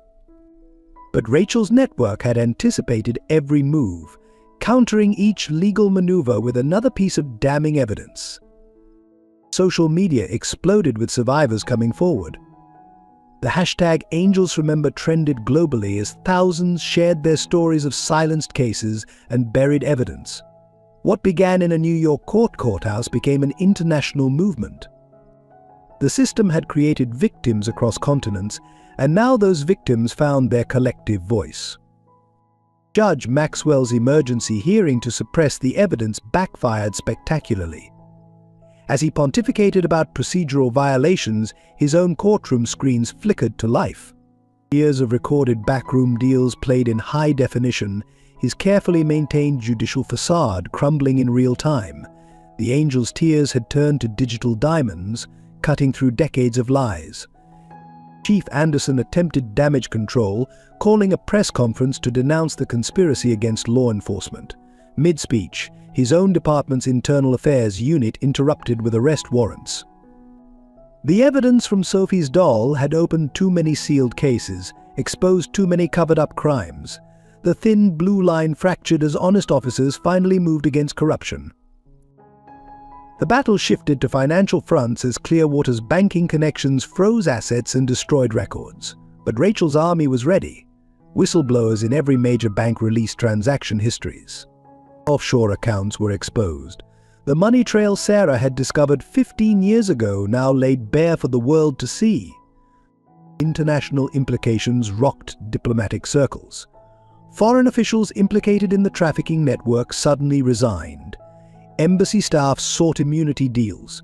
The system's global reach became its vulnerability as governments distanced themselves from toxic connections. What began as a local custody battle escalated into a worldwide reckoning. Sophie watched it unfold from the safety of Michael's penthouse, still drawing her prophetic pictures. The angel statue now appeared crowned with light, its broken wing mended with golden threads. Mummy says she told Michael that broken things become stronger when truth holds them together. Rachel's network continued coordinating from the shadows, directing evidence to prosecutors, protecting witnesses, ensuring no single attack could stop the cascade of revelations. The system had taught them patience, taught them strategy, taught them to turn weakness into strength. Now those lessons became weapons. The counterattacks grew desperate. Professional hit teams targeted key witnesses. Mysterious fires destroyed evidence rooms. Accidents befell cooperative judges. But each act of violence only confirmed the corruption, sparked new investigations, brought more truth to light. The angel's tears became a flood that couldn't be contained. Public opinion shifted as the scale of corruption emerged. Protests filled city streets. Police precincts faced crowds demanding accountability. Courts were surrounded by survivors holding candles, singing Sophie's coded lullabies that now played on every news channel. But the system's power had always depended on silence. That silence was shattered. Michael's corporate board attempted to force his resignation, but shareholders revolted. His company's stock, initially devastated, rebounded as investors recognized the value of integrity. The market's invisible hand discovered conscience as consumers demanded accountability from corporations tied to Clearwater. The battle's turning point came when Rachel's final evidence drop hit the internet. Encrypted files on servers worldwide simultaneously unlocked, releasing proof of judicial corruption across 4 continents. The system's international framework, designed to protect itself, became the conduit of its own exposure. Sophie's drawings predicted each phase: judges in handcuffs, police stations with broken badges, banks emptied of shadows. Her mother's training had prepared her not just to carry evidence, but to map the battle's progress. Each crayon sketch became a prophecy fulfilled in headlines hours later. Sarah's final evidence, preserved in the angel statue's broken wing, provided the pattern that connected everything. Local corruption linked to state power tied to federal influence connected to international networks. The system wasn't just corrupt, it was corruption's architecture, designed to perpetuate itself. As dawn broke over Manhattan on the battle's 3rd day, Sophie drew her most detailed picture, yet the angel statue whole again, its wings spread wide, surrounded by a garden grown from tears. Below it, tiny figures emerged from shadows, carrying lights that looked like stars. "The angels aren't crying anymore," she told Michael as Rachel's network reported victory after victory. "They're teaching others to fly." The battle had cost fortunes, careers, reputations, but as survivors stepped into light worldwide, as corruption crumbled under truth's weight, as justice found its voice in a child's coded songs, one fact became clear. The system hadn't just created victims. It had created its own destruction. And the angel's tears had become the flood that washed it clean. Victory came with a cost that no one had fully anticipated. In the week following the courthouse revelation, 3 key witnesses were found dead despite protection. Elizabeth Chen, who had documented judicial bribes for a decade, died in an engineered car crash. Marcus Rodriguez, a former police officer who exposed the trafficking routes, was found in his safe house with a staged suicide note. Dr. Sarah Palmer, the medical examiner who had preserved evidence from suspicious deaths, disappeared after her morning jog. The system, even in its death throes, extracted a brutal price. Michael's corporate empire faced coordinated cyber attacks that crippled operations across continents. Thousands of employees found themselves casualties in a war they never knew they were fighting. The stock price plummeted as institutional investors pulled out, responding to pressure from unseen forces still wielding financial power. Rachel's network suffered devastating breaches. Safe houses were compromised, underground escape routes discovered, years of careful preparation undone by desperate men with nothing left to lose. Each victory in court was paid for in blood and sacrifice, the angels' tears now mixed with those of the fallen. Sophie bore witness to it all, her drawings becoming darker, more urgent. The angel statue in her artwork wept red tears now, its wings stained with what looked like sunset but might have been blood. "Mommy says," she whispered one night, "that diamonds come from pressure and angels come from pain." The personal toll mounted daily. Michael's old friends from the DA's office were found corrupt, their careers built on buried evidence and compromised justice. Detective Turner was suspended, then threatened, then shot at in his own home. The system knew how to hurt those who betrayed it. Rachel emerged fully from hiding only to face immediate danger. 3 assassination attempts in the first week forced her back into shadows, able to see Sophie only through security cameras and encrypted messages. The price of exposing truth was losing the very thing she'd fought to protect. But the media battlefield turned brutal. Character assassinations gave way to actual violence. Journalists who covered the story found their families threatened. Networks that aired the evidence faced mysterious technical difficulties. Truth itself became a casualty as competing narratives fought for control of public perception. International repercussions hit like aftershocks. Diplomatic relations strained as evidence implicated foreign officials. Trade deals collapsed. Markets fluctuated wildly as financial institutions tied to Clearwater faced runs on their assets. But global stability seemed a high price for local justice. Sarah's legacy extracted its own cost. As her final evidence exposed corruption at the highest levels, those she had once called friends were revealed as architects of her murder. The idealistic young prosecutor who had mentored Michael was now indicted as the one who ordered her death. Trust became another casualty of truth. Sophie's nights were filled with nightmares now. She would wake screaming about angels falling, about diamonds turning to dust, about shadows that ate the light. The innocent vessel of revolution bore scars no 4-year-old should carry. "The angels are tired," she told Michael one dawn, "but Mummy says they can't stop flying yet." The system's desperate counterattacks grew more vicious.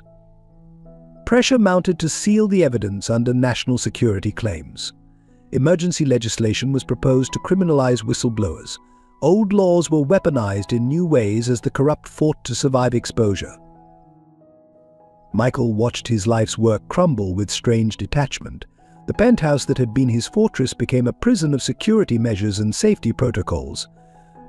His dreams of technology changing the world gave way to the reality that justice demanded destruction before reconstruction could begin. Rachel's army paid the highest price. Anonymous heroes who had gathered evidence for years found themselves exposed, vulnerable. Each victory in court cost another safe house, another witness, another life. The system might be dying, but it was determined to take as many with it as possible. The angel statue watched it all with its broken wing now mended by truth, but stained by sacrifice. Sophie's final drawing showed it weeping diamonds and blood together, while shadows rose from the ground holding both thorns and stars. "Justice has a price," Rachel's last message read. "The question is, who pays it?" As the 3rd week of revelations ended, the cost became clear. 42 dead worldwide, thousands of careers destroyed, billions in economic damage. The angel's tears had started a flood that swept away guilty and innocent alike. The price of justice was paid in more than money or blood. It was paid in innocence lost, in trust shattered, in the realization that healing would take generations.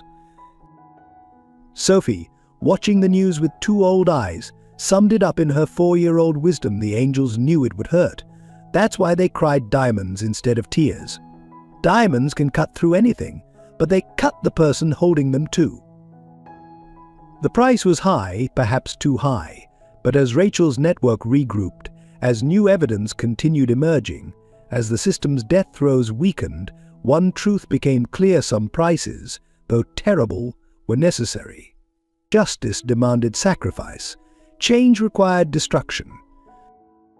The angels had known this all along. That's why their tears were diamonds. and diamonds, though born of pressure and pain, endured forever. The price of justice was everything, but the cost of silence would have been even higher.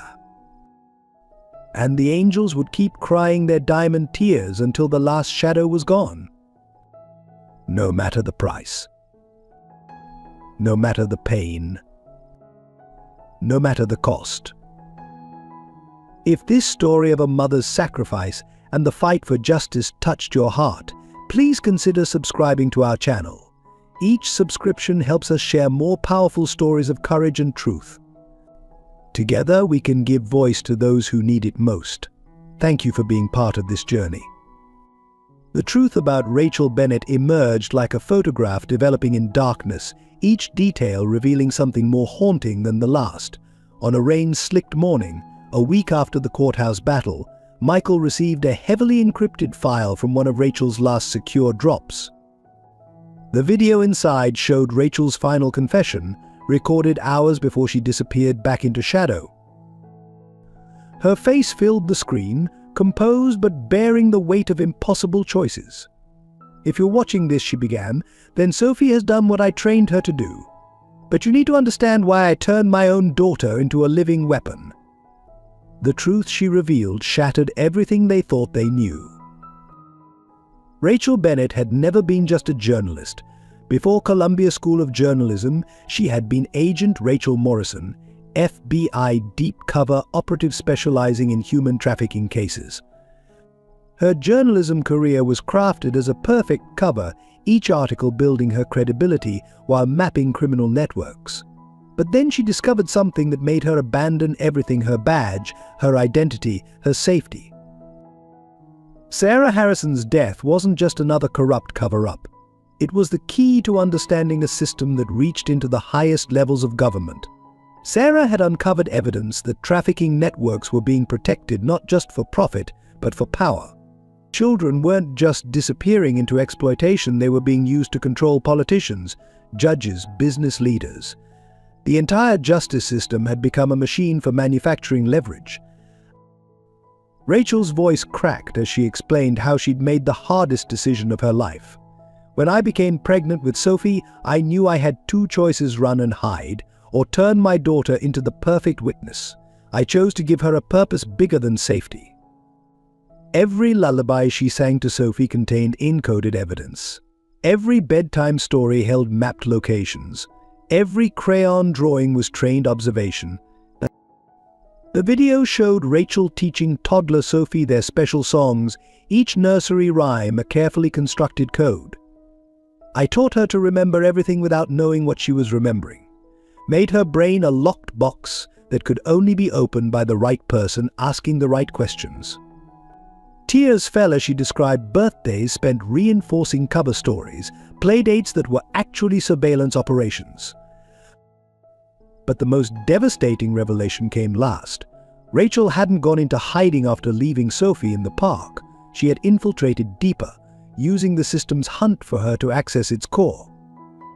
While they searched for a mother protecting her child, she was actually gathering the final pieces of evidence, accessing files only available to those leading the search.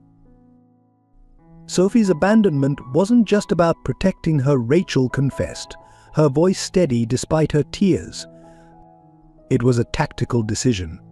I knew they would bring their full force to claim her, knew they would expose themselves trying to access her memories. My daughter became bait for a trap 15 years in the making." The video showed Rachel's meticulous planning. Safe houses established years in advance. Evidence cached in multiple locations. A network of survivors trained and positioned in key roles. Every move calculated, every contingency planned. She had turned motherhood itself into an intelligence operation. "The hardest part," she whispered, looking directly into the camera, "wasn't putting Sophie in danger. It was knowing that if I succeeded, she would learn that every lullaby, every game, every moment of her childhood was part of an operation. I had to choose between being a good mother and being a necessary one." The final minutes of the video revealed Rachel's endgame. She hadn't just been gathering evidence, she had been building a case that would trigger investigations on 5 continents. Sophie's encoded memories were just the key to a much larger vault of truth. The system wouldn't just be exposed, it would be dismantled globally. "I don't expect forgiveness," Rachel concluded, her composure finally breaking. "Not from Sophie, not from anyone. But Sarah died trying to expose this truth. I chose to live for it, even if living meant sacrificing everything that made life worth living. The angels aren't crying just for justice, they're crying for all the choices that brought us here." The video ended with Rachel singing Sophie's favorite lullaby, its innocent lyrics now revealed as a complex code mapping offshore accounts and burial locations.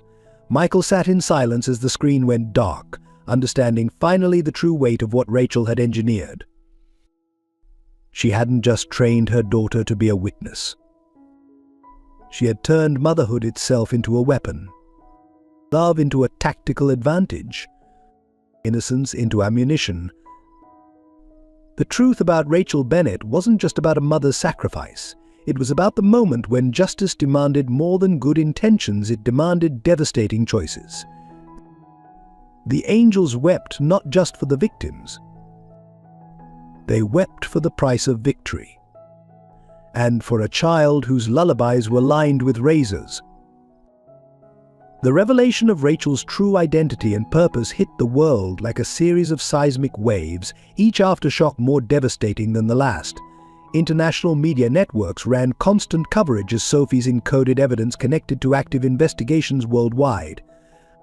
The innocent nursery rhymes of a 4-year-old had triggered the largest synchronized raid on trafficking operations in law enforcement history. Sophie's reaction to learning the truth about her childhood broke hearts across the globe. As the evidence she'd unknowingly carried began dismantling criminal empires, she sat in Michael's penthouse, methodically drawing her mother's face over and over, each version showing Rachel in a different light: hero, stranger, ghost, guardian angel. "Did Mummy love me for real?" she asked one night, "or was I just part of her plan?" The public wrestled with the moral implications. Talk shows debated the ethics of weaponizing childhood. Child psychologists warned of long-term trauma. Human rights organizations struggled to reconcile Rachel's methods with her results. The question echoed across continents: does the end justify such intimate means? Professional interrogators and intelligence experts marveled at the sophistication of Rachel's programming. Every childhood memory had been carefully constructed to hide information in plain sight. Sophie's favorite playground games contained surveillance protocols. Her bedtime stories mapped escape routes. Even her artwork showed trained observation techniques disguised as childish doodles. The survivor network Rachel had built emerged as something unprecedented in intelligence history. Domestic violence victims placed in strategic positions, trafficking survivors trained as deep cover observers. A shadow army of the broken who had turned their trauma into triumph. Each revelation added new layers to Rachel's master plan. Michael struggled with his role in the aftermath. He had become not just Sophie's protector, but the custodian of a child's weaponized innocence. Every time she sang her mother's lullabies, he heard not just the encoded evidence, but the price of justice measured in stolen childhood moments.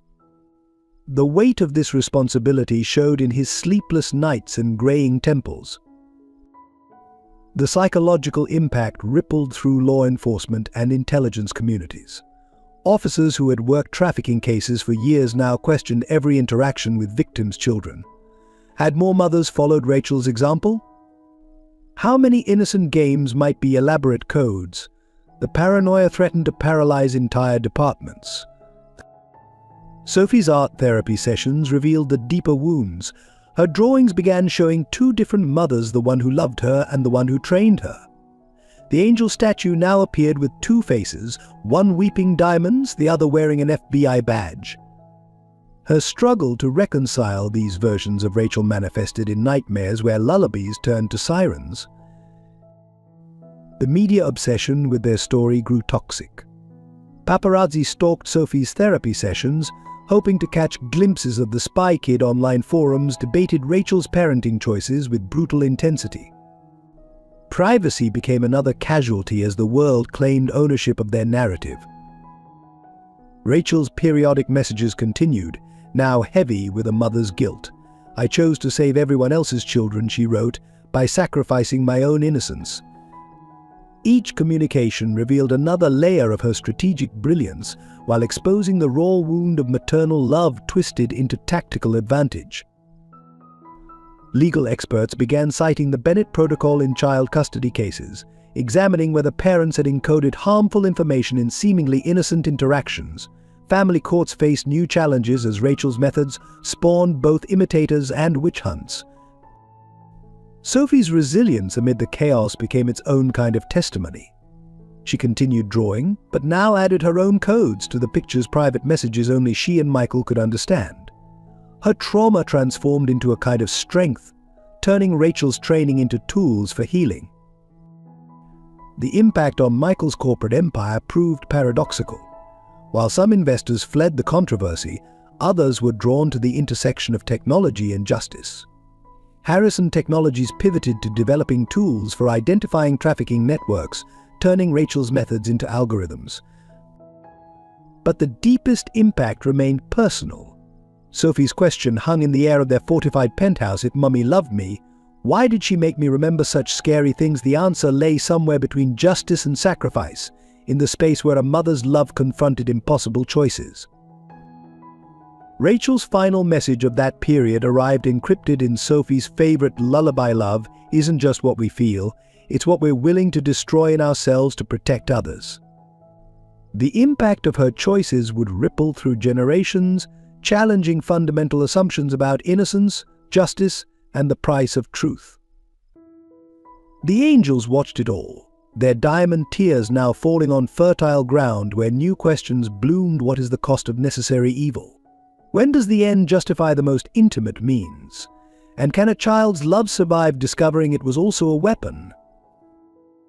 The impact wasn't just measured in arrests or exposed networks.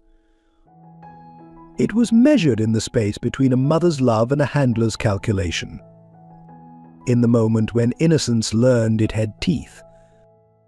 And in the diamond tears of angels who witnessed it all.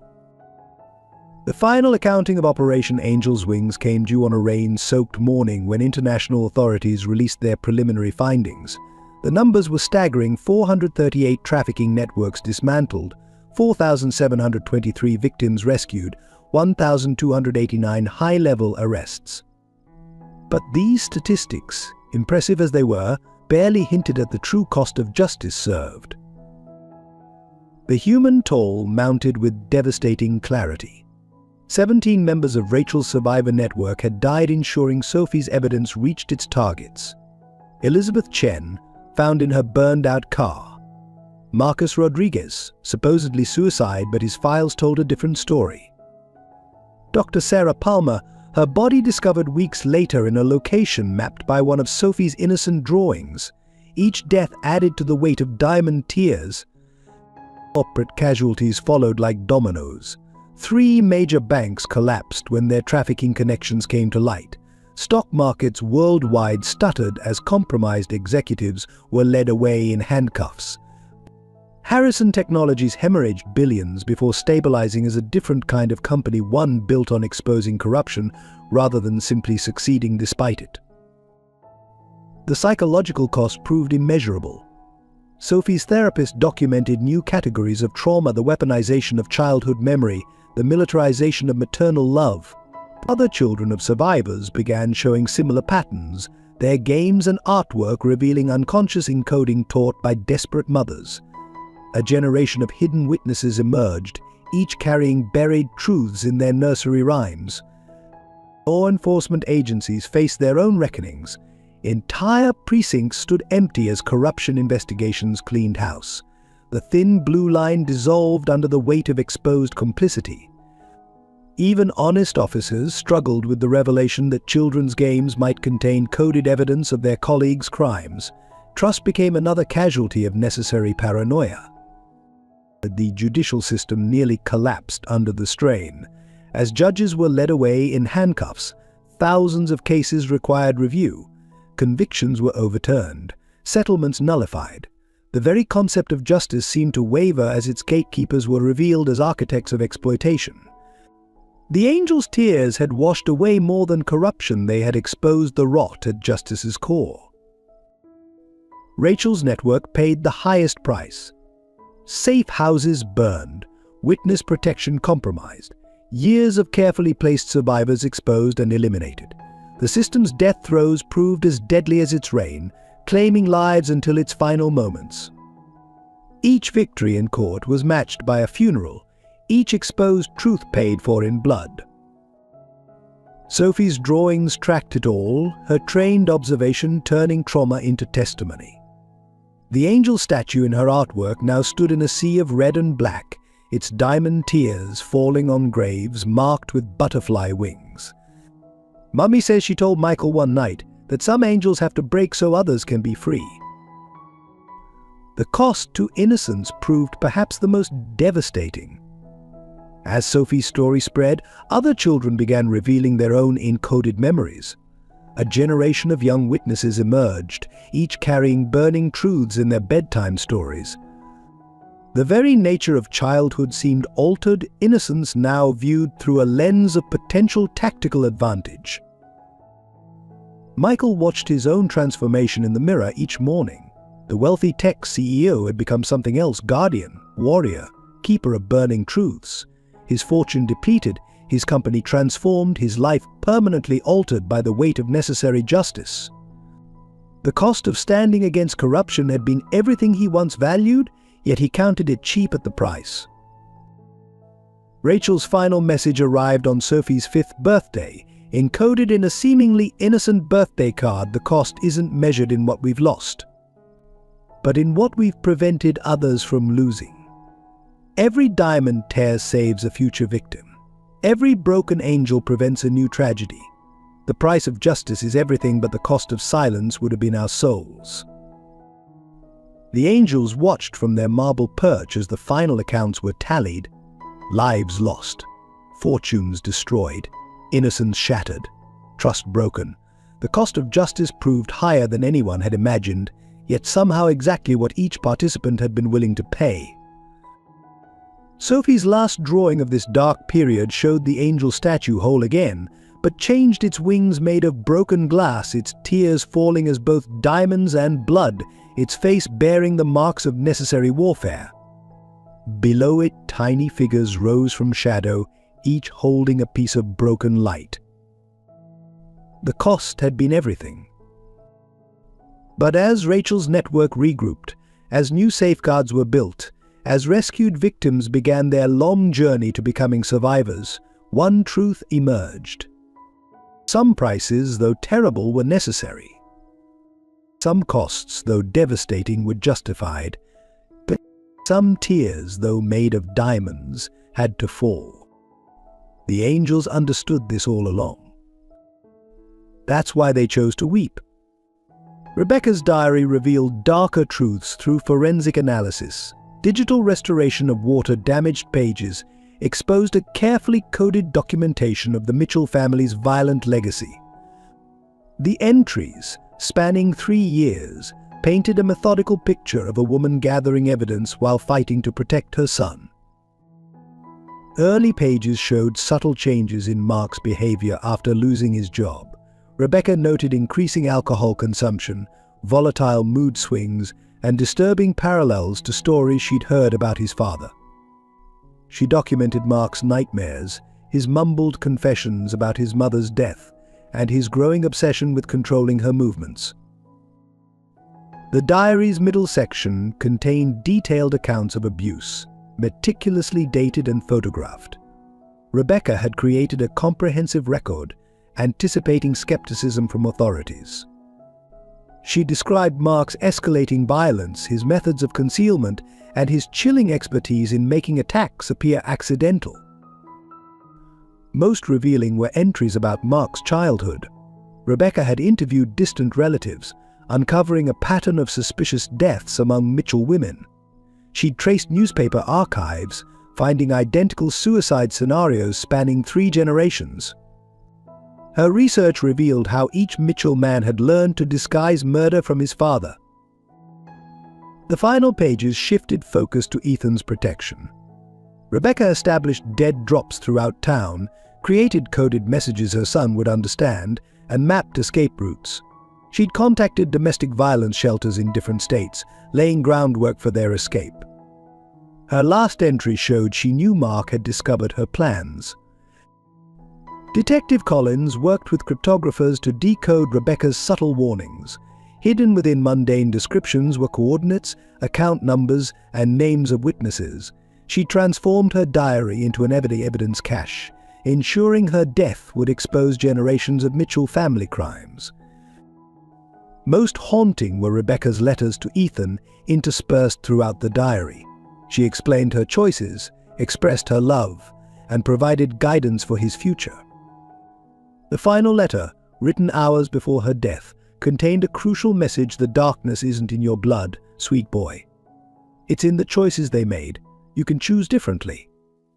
Psychiatric experts analyzed the diary's progression, noting Rebecca's transformation from confused victim to methodical investigator. Her documentation style shifted from emotional outbursts to precise, legally admissible evidence gathering.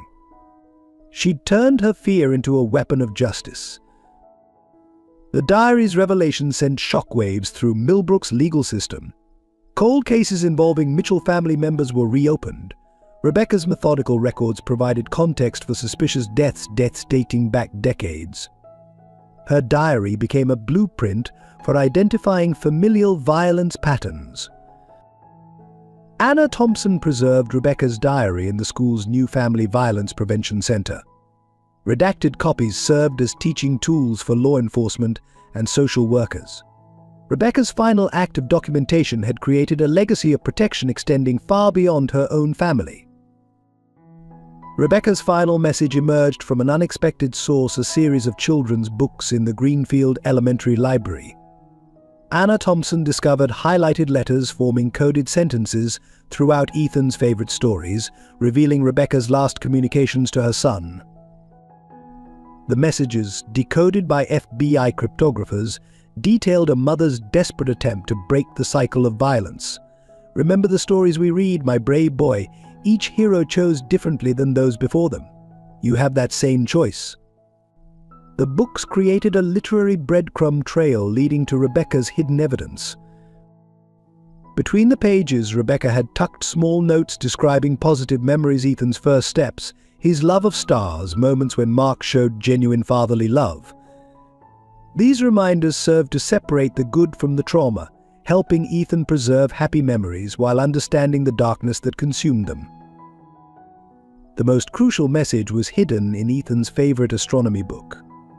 Rebecca had annotated constellations with coordinates leading to a safety deposit box.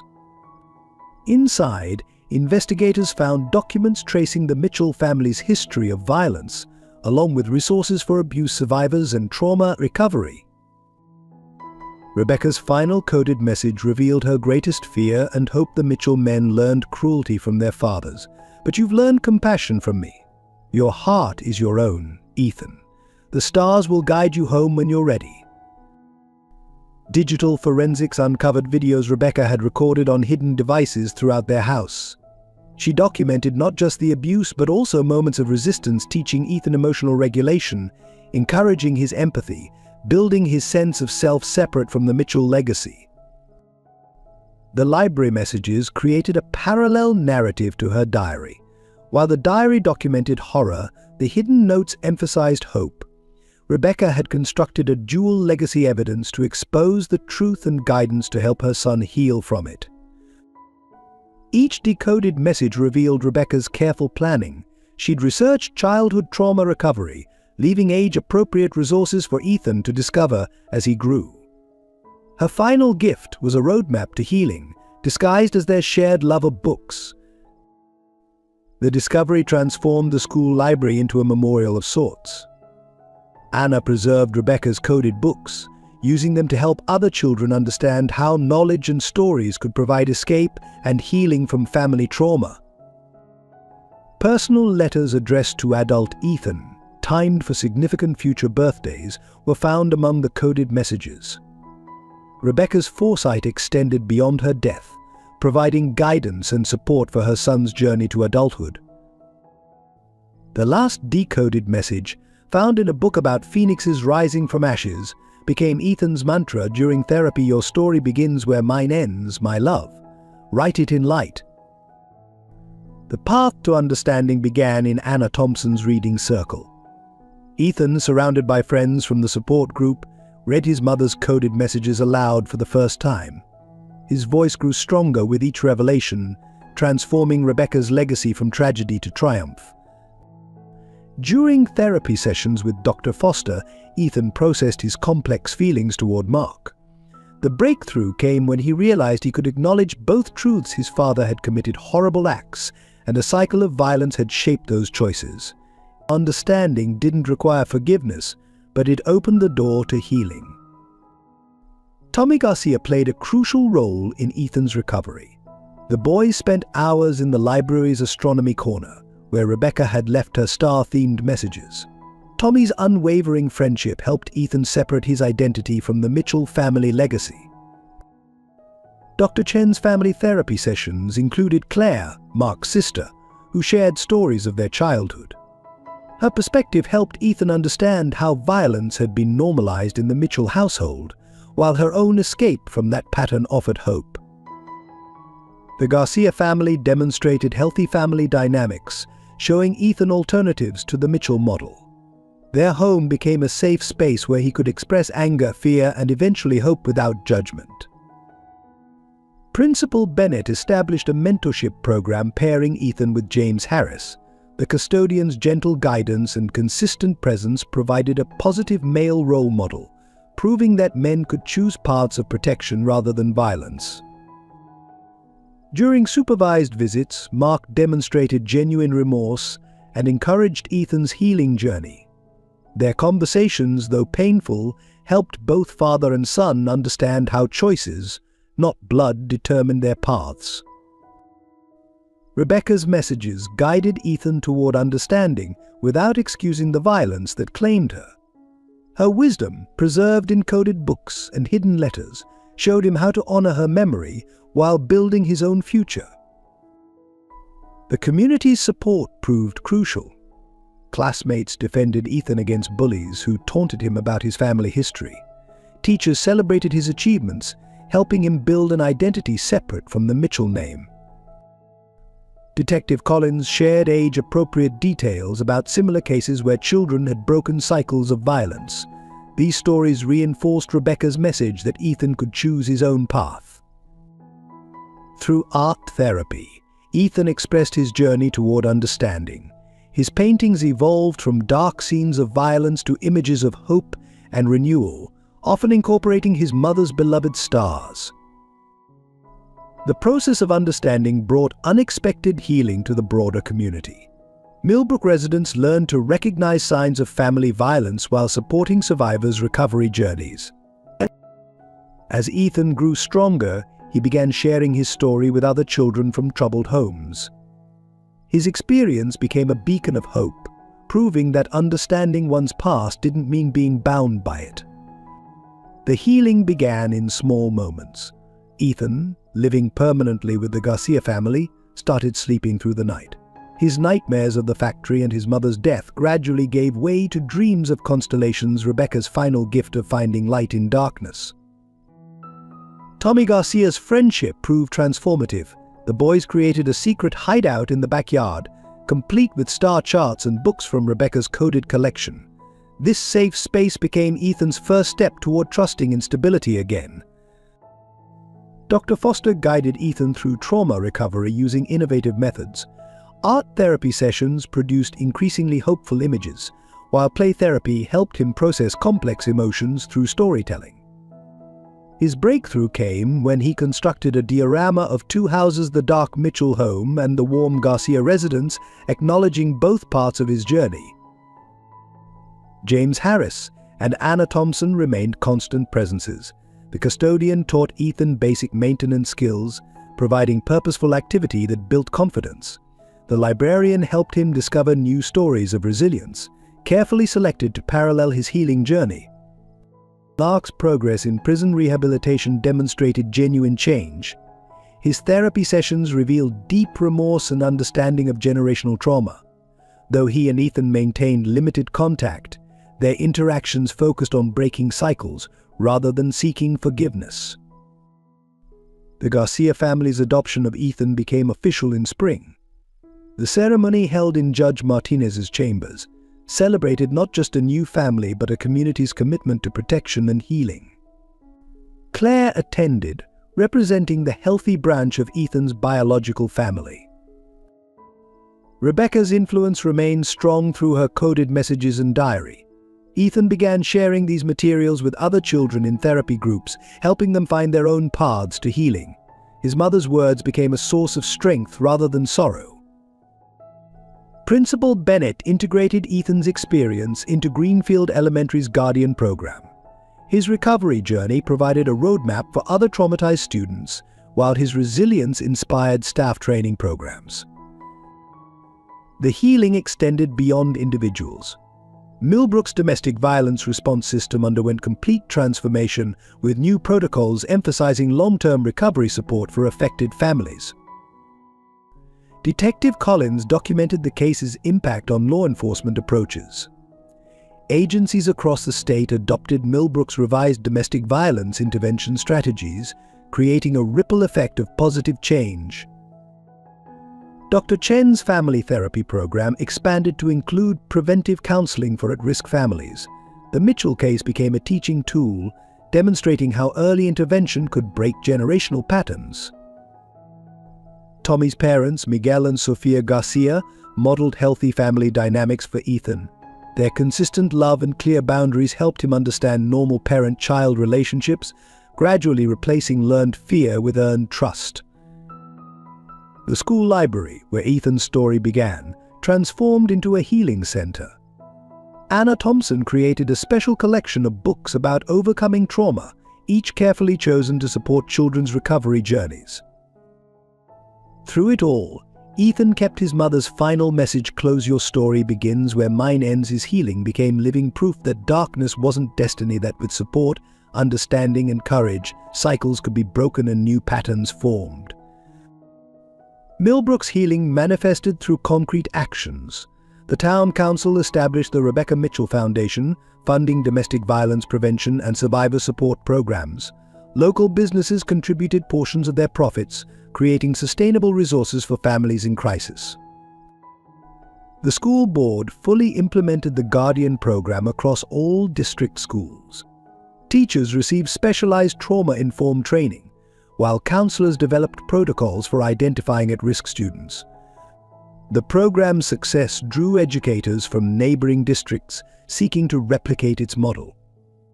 Churches united to create an interfaith support network. Pastor Wilson collaborated with other religious leaders to establish safe houses for families fleeing abuse. The initiative bridged long-standing denominational divisions, focusing communities on protecting their vulnerable members. Law enforcement underwent complete restructuring. Detective Collins's domestic violence unit expanded, emphasizing prevention and survivor support. Officers received training in trauma response, while dispatch protocols prioritized family crisis calls. The medical community developed integrated care systems. Dr. Chen's family trauma unit coordinated with schools, police, and social services, creating seamless support networks. Regular case reviews ensured no family fell through institutional cracks. Local media transformed their approach to reporting domestic violence. The Millbrook Gazette established ethical guidelines for covering family trauma, prioritizing survivor privacy while highlighting community resources. Their reporting sparked regional policy changes. The Coleman factory site became the Rebecca Mitchell Memorial Park. Community volunteers transformed the industrial ruin into a healing space, featuring a children's playground, counseling center, and garden dedicated to survivors. The Red Locker stood as a memorial, reminding visitors of one woman's courage. Youth initiatives flourished. Students from Greenfield Elementary and Millbrook High collaborated on peer support programs. Their efforts, inspired by Tommy and Ethan's friendship, created safe spaces for children from troubled homes. Business leaders established second-chance employment programs for reformed abusers who completed rehabilitation. The initiative, carefully monitored by social services, provided structured reintegration while maintaining survivor safety. The Garcia family's adoption of Ethan inspired others to foster traumatized children. A network of support families emerged, trained in trauma-informed care and committed to breaking cycles of violence. Mark's prison rehabilitation program became a model for correctional facilities. His case highlighted the importance of addressing generational trauma in preventing future violence. Prison counselors studied Millbrook's approach, implementing similar programs nationwide. The community reconciliation culminated in an annual healing ceremony, where survivors shared stories of recovery and hope. The event, held under Rebecca's beloved stars, celebrated Millbrook's transformation from a town of secrets to a community of protection and support. These changes rippled beyond town borders. Neighboring communities sought guidance in implementing similar programs. Millbrook's journey from tragedy to transformation became a blueprint for social change, proving that reconciliation required more than forgiveness. It demanded systemic reform and sustained commitment to protecting society's most vulnerable members. 10 years later, Ethan Mitchell Garcia discovered a final hidden message from Rebecca. During the Greenfield Elementary Library renovation, workers found a sealed letter behind the astronomy section's wall panel, triggered by construction vibrations. The letter revealed Rebecca's most closely guarded secret. She had identified other Mitchell family branches with similar patterns of violence. Her research had uncovered a network of abusive households spanning 3 states, each mirroring Mark's family dynamics. Dr. Foster, now running a National Trauma Research Center, used this information to launch Project Phoenix. The initiative traced generational violence patterns across multiple families, leading to interventions that saved countless lives. The discovery inspired Ethan, now a psychology student at State University, to expand his mother's research. Working with Detective Collins, he developed programs helping law enforcement identify multi-generational abuse patterns. Tommy Garcia became Ethan's research partner. Their childhood friendship evolved into a professional collaboration, combining Tommy's data analysis skills with Ethan's first-hand understanding of family trauma. Mark, serving his life sentence, provided crucial insights from prison. His rehabilitation had progressed to where he could articulate how violent patterns spread through family connections. His testimony helped authorities prevent similar tragedies. The Garcia family's adoption model became a national template. Sofia and Miguel Garcia trained other families in trauma-informed fostering, while their home remained a safe haven for children escaping abuse. Anna Thompson retired, but not before establishing a nationwide network of school-based safe spaces. Her protocols for identifying at-risk students became standard practice in educational institutions across the country. The most stunning revelation came from Claire's genetic research. She discovered that trauma could alter DNA expression across generations, but environmental factors determined whether these changes led to violence. The findings supported Rebecca's belief that choices, not blood, determined destiny. Ethan's work attracted attention from international child protection organizations. The Mitchell case became a cornerstone of global efforts to understand and prevent familial violence transmission. The final twist emerged during the dedication of Greenfield Elementary's new Rebecca Mitchell Memorial Library. Ethan shared previously unreleased pages from his mother's diary, revealing her greatest victory. She had identified and helped several Mitchell cousins escape their families before violence escalated.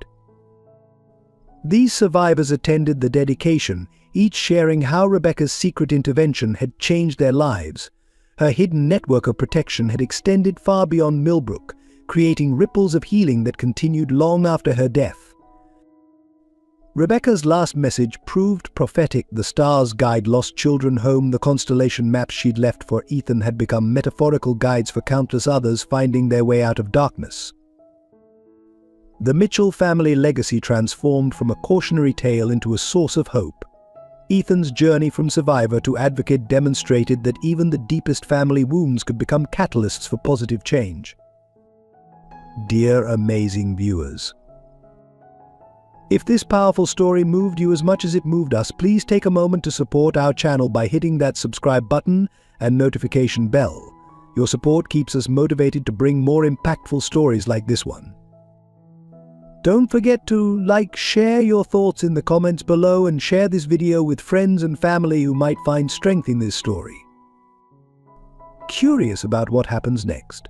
Let us know in the comments if you'd like to hear part 2 of Shadows of Redemption. Your engagement helps us create content that matters. Together we can spread awareness and hope. Thank you for being part of our storytelling family.